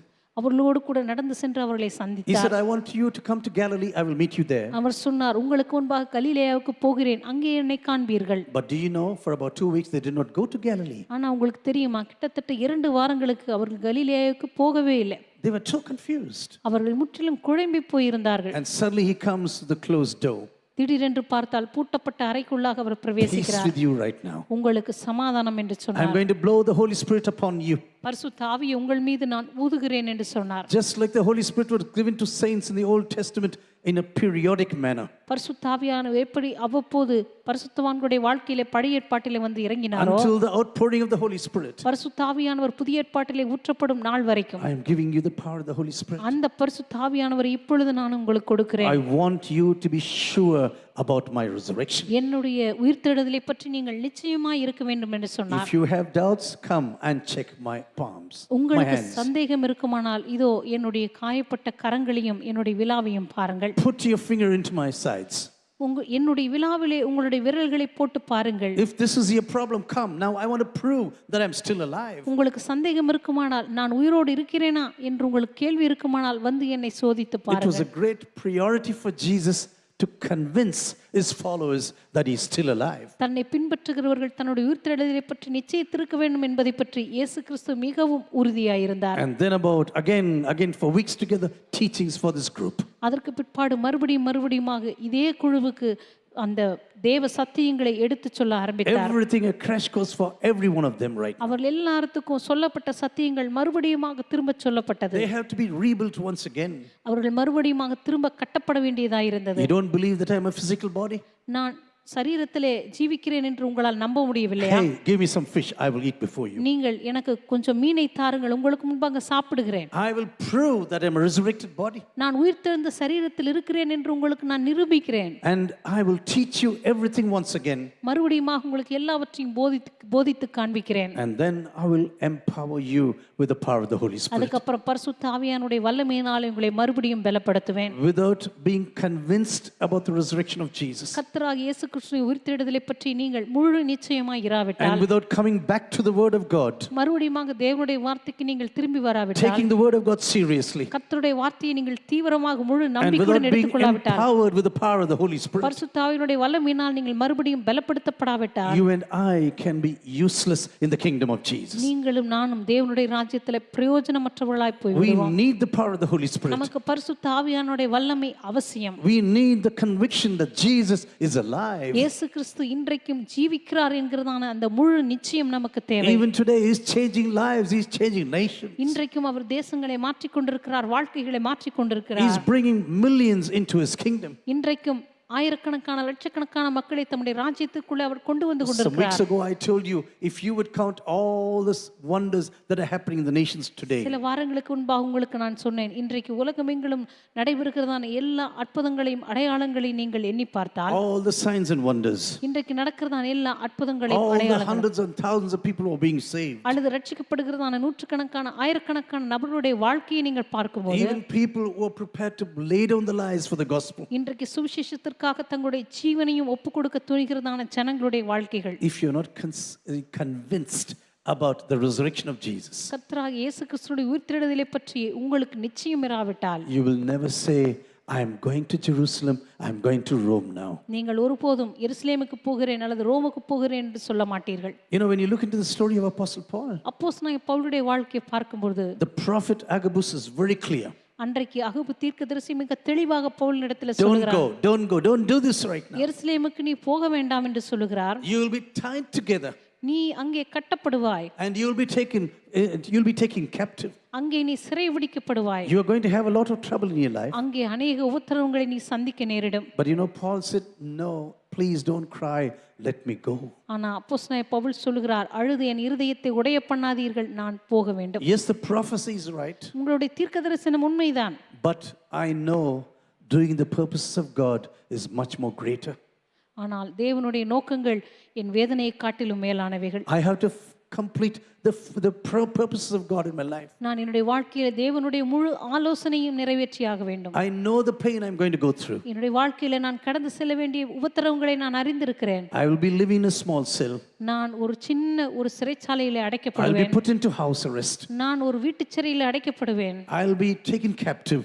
நான் அங்கே சிறைப்பிடிக்கப்படுவேன். I will go through shipwrecks.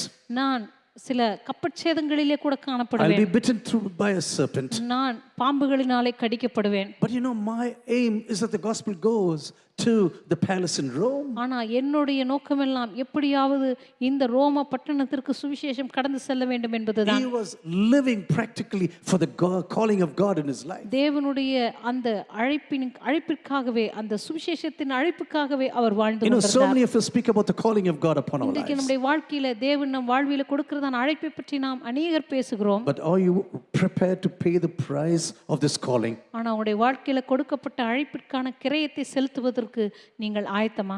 I know people who have given almost everything in their lives in order to follow Jesus. இயேசுவை பின்பற்றும்படியாக தங்களுடைய வாழ்க்கையில் இருக்கிற எல்லாவற்றையும் அர்ப்பணித்த அநேகரை நான் அறிந்திருக்கிறேன். All the lifestyles, all the riches, அவருடைய வாழ்க்கையில் இருந்த எல்லா ஐஸ்வர்யங்கள், அவருடைய எல்லா வாழ்க்கை முறைகளும், the entire family sometimes was against them. சில நேரங்களுடைய முழு குடும்பமே அவர்களுக்கு எதிர்த்து நின்றது. All the friends deserted them. அவருடைய நண்பர்கள் எல்லாம் அவர்களை விட்டு போய்விட்டார்கள். But still they said fulfilling the purpose of God is very important. இருந்தாலும் அவர்கள் சொன்னார்கள், இவை எல்லாவற்றுக்கும் மேலாக கர்த்தருடைய நோக்கங்களை நிறைவேற்றுவதுதான் எனக்கு முக்கியம். I think you know this book, Purpose Driven Life.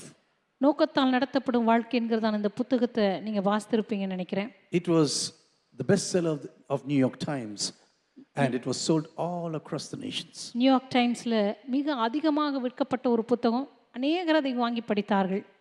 And one day I accidentally saw an interview with the author, this pastor. எதேச்சியாக அந்த புத்தகத்தை எழுதினதான அந்த நபருடைய பேட்டியை நான் ஒரு தடவை கேட்க நேர்ந்தது. He was not looking very well in this interview. அந்த பேட்டியில பார்க்கும்போது அவர் பார்க்கிறதுக்கு அவ்வளவு ஒரு சந்தோஷமான தோற்றத்தோடு கூட இல்லை. I was wondering what's happening to them. இப்ப நினைத்தேன் இவருக்கு என்ன நடந்தது என்று. I forgot his name. Maybe you know this name already. Purpose Driven Life. அவர் பேரை மறந்து விட்டேன். ஒருவேளை உங்களுக்கு ஞாபகம் இருக்கும்னு நினைக்கிறேன். And the reporter asked this question. அப்பொழுது பேட்டி எடுக்கிறவர் கேட்டார் அவரை பார்த்து. Yearbooks are being sold in millions all across the nations. உங்களுடைய புத்தகங்கள் லட்சக்கணக்கான பிரதிகள் இப்பொழுது விற்கப்பட்டு கொண்டிருக்கிறது. Purpose Driven Life. நோக்கத்தால் நடத்தப்படும் வாழ்க்கை என்கிறதான இந்த புத்தகம். But your wife is dying out of cancer. ஆனா உங்களுடைய மனைவியோ புற்றுநோயினால மரித்து கொண்டிருக்கிறார்கள். What do you think about this? இதை பற்றி நீங்கள் என்ன நினைக்கிறீர்கள்? You know, I thought this man is going to burst out in tears. இப்போ நான் நினைத்தேன் அந்த ரிக் வாரன் என்கிறதான அந்த மனுஷன் கண்ணீரினால் அப்படியே வெடித்து சிதறுவார்னு நினைத்தேன். It's not so easy to speak about the purpose driven life when your wife is dying. உங்களுடைய மனைவி இப்படி புற்றுநோயில மரித்து கொண்டிருக்கும் பொழுது நோக்கத்தால் நடத்தப்படுவதை பற்றி எப்படி நாம் பேசுவது? This reporter said, "Do you think this goes together?" அப்பொழுது அந்த பேட்டி எடுக்கிற நபர் கேட்கிறார், இந்த புத்தகத்துக்கும் உங்களுடைய வாழ்க்கைக்கும் சம்பந்தம் இருக்குதுன்னு நினைக்கிறீங்களா? You know what this man of God said? அப்பொழுது இந்த மனிதன் என்ன சொன்னார் தெரியுமா? Yes, I'm going through a lot of pain. அவர் சொன்னார், ஆம், என் வாழ்க்கையில் அநேக வேதனை வழியாய் நான் கடந்து செல்கிறேன். I know it's a real big pain in my heart. இது என் இருதயத்தில் மிகப்பெரிய ஒரு வேதனையை கொண்டு வருகிறது, உண்மைதான். But doing the plans and purposes of God is greater than the pain I go through at present. ஆனால் இப்பொழுது நான் தனிப்பட்ட வாழ்க்கையில கடந்து செல்கிற வேதனையின் பாதைகளை காட்டிலும் கர்த்தருடைய நோக்கங்கள் தான் மேலானது என்று சொன்னார். No, I just sat down and wept. நான் அப்படியே உட்கார்ந்து கண்ணீர் விட்டேன். I've read this book at least twice in those days. இந்த புத்தகத்தை அந்த நாட்களில் 2 முறையாவது நான் வாசித்திருப்பேன். This is how sometimes callings சில நேரங்களில் நம்முடைய வாழ்க்கையின் அழைப்பு என்பது இப்படிப்பட்ட இடங்களுக்கு கூட நம்மை கொண்டு செல்ல முடியும். Nearest people are dying. நமக்கு மிக நெருக்கமானவர்கள் மரித்து கொண்டிருக்கிறார்கள். So much of pain in your heart. இதயத்தில் அவ்வளவு வேதனை. But still you are pursuing. இருந்தாலும் நீங்கள் தொடர்ந்து முன்னேறித்தான் ஆக வேண்டும். Just like Apostle Paul. அப்போஸ்தலனாகிய பவுல் சொல்லுகிறது போல, I will go to Jerusalem. நான் எருசலேமுக்கு போவேன். Getting to Rome is my greatest will. நான் ரோமாபுரிக்கு போய் இந்த சுவிசேஷத்தை சொல்லுவதுதான் என் வாழ்க்கையினுடைய நோக்கமாகவே இருக்கிறது. The gospel must go to the Roman emperor. இந்த சுவிசேஷம் எப்படியாவது இந்த ரோம பேரரசுக்கு போக வேண்டும். This is my purpose. இதுதான் என் வாழ்க்கையினுடைய லட்சியமே. I want every eyes to be closed. எல்லாரும் கண்களை மூடும்படியாய் கேட்டுக்கொள்கிறேன். Dear brothers and sisters, as we remember the resurrection of the Lord Jesus. அருமையான சகோதர சகோதரிகளே, இந்த நாளில் ஆண்டவராகிய இயேசு கிறிஸ்துவின் உயிர்த்தெழுதலை பற்றி நாம் சிந்திக்கும் போது, yes, we may go through a lot of pain. நம்முடைய தனிப்பட்ட வாழ்க்கையில் அநேக பாடுகளையும் வேதனைகளையும் நாம் அடைய முடியும். Maybe there is scarcity, loneliness. ஒருவேளை உங்களுடைய தனிப்பட்ட வாழ்க்கையில் பற்றாக்குறைகள், தனிமை, and also enmity, for example. உங்களை சுற்றிலும் விரோதங்கள், people who make fun about you. உங்களை பற்றி பரிகாசம் பண்ணுகிற ஜனங்கள், isolation, மற்றவர்கள் உங்களை தனியாய் பிரித்து வைக்கிறது, புறக்கணிக்கிறது. But in the midst of all these things, you need to fulfill the purpose of God. ஆனால் எல்லாவற்றின் மத்தியிலும் தேவனுடைய நோக்கங்களை நீங்கள் நிறைவேற்றித்தான் ஆக வேண்டும். Sometimes it's not that easy. சில நேரங்களில் அதை செய்கிறது அவ்வளவு எளிதான காரியமே கிடையாது. I'm asking you to come to the presence of God today. நான் உங்களை பார்த்து கேட்கிறேன், ஆண்டவருடைய பிரசன்னத்துக்கு இன்று வாருங்கள். And say, Lord, whatever may happen in my life. ஆண்டவரை பார்த்து சொல்லுங்கள், ஆண்டவரே, என் வாழ்க்கையில் என்ன நடந்தாலும் சரி. Whatever the pain you may allow to touch my life. ஆண்டவரே, என்னுடைய வாழ்க்கையை சோதிக்கும்படியாய் ஆண்டவரே நியாயந்திருக்கும்படியா எப்படிப்பட்டதான வேதனைகளை நீர் எனக்கு அனுமதித்தாலும் சரி, I'll be faithful to your purposes. ஆண்டவரே உம்முடைய நோக்கங்களுக்கு நான் உண்மையுள்ளவனாகவே இருப்பேன். I'll be faithful to your calling. ஆண்டவரே உம்முடைய அழைப்புக்கு நான் உண்மையுள்ள நபராகவே வாழுவேன். However high the price may be. ஆண்டவரே எப்பேற்பட்ட கிரயத்தை நான் செலுத்த வேண்டியதாக இருந்தாலும் சரி, Lord, I will follow you. ஆண்டவரே உம்மை நான் பின்பற்றுவேன். Whatever you may be going through right now, ஒருவேளை இந்த நாளில் எப்படிப்பட்ட பாதையிலே நீங்கள் கடந்து சென்று கொண்டிருந்தாலும் சரி, Jesus is calling you. இயேசு கிறிஸ்து உங்களை அழைக்கிறார். Jesus is calling you. இயேசு கிறிஸ்து உங்களை அழைக்கிறார். Come closer to me. என் அண்டைக்கு ஓடி வா. Put everything upon me. என் மீது எல்லாவற்றையும் நீ வைத்துவிடு. But be truthful to the calling that I have given you. நான் உனக்கு கொடுத்திருக்கிறதான அழைப்பிலே நீ உண்மையுள்ளவனாயிரு. It may not be that easy. அது செய்வதற்கு அவ்வளவு எளிதான காரியமே அல்ல. Be truthful to my calling. ஆனால் என்னுடைய அழைப்புக்கு நீ உண்மையுள்ளவனாயிரு. Can we all raise our hands and keep on praying for a few minutes? எல்லாரும் நம்முடைய கரங்களை உயர்த்தி ஒரு சில நிமிடங்கள் ஜெபிக்கலாமா? Lord, I come back to you once again. ஆண்டவரே, மறுபடியும் உம்முடைய பிரசன்னத்துக்கு நேராய் நான் கடந்து வருகிறேன் ஆண்டவரே. Yes, Lord, the pain is too much sometimes. ஆமாம் ஆண்டவரே, சில நேரங்களில் நான் அனுபவிக்க வேண்டிய வேதனை அவ்வளவு அதிகமாக இருக்கிறது. The loneliness. நான் அனுபவிக்கிற தனிமைகள். All the beatings in words, literally from my friends and relatives. ஆண்டவரே, என் நண்பர்களிடமிருந்து உறவினரிடமிருந்து வருகிறதான அந்த வார்த்தையினுடைய அடிகள். Everything is too much for me. ஆண்டவரே, அதெல்லாம் தாங்கிக் கொள்வதற்கு அவ்வளோ கடினமாக இருக்கிறது. But I still trust you. இருந்தாலும் ஆண்டவரே, உம்மைத்தான் நான் நம்பிக்கொண்டிருக்கிறேன். I want to put my faith upon you. ஆண்டவரே, என் விசுவாசத்தை உம் மீது நான் மறுபடியும் வைக்க விரும்புகிறேன். Take hold of my hands and lead me now. ஆண்டவரே, என் கரத்தை பிடித்து என்னை நீ நடத்துவீராக.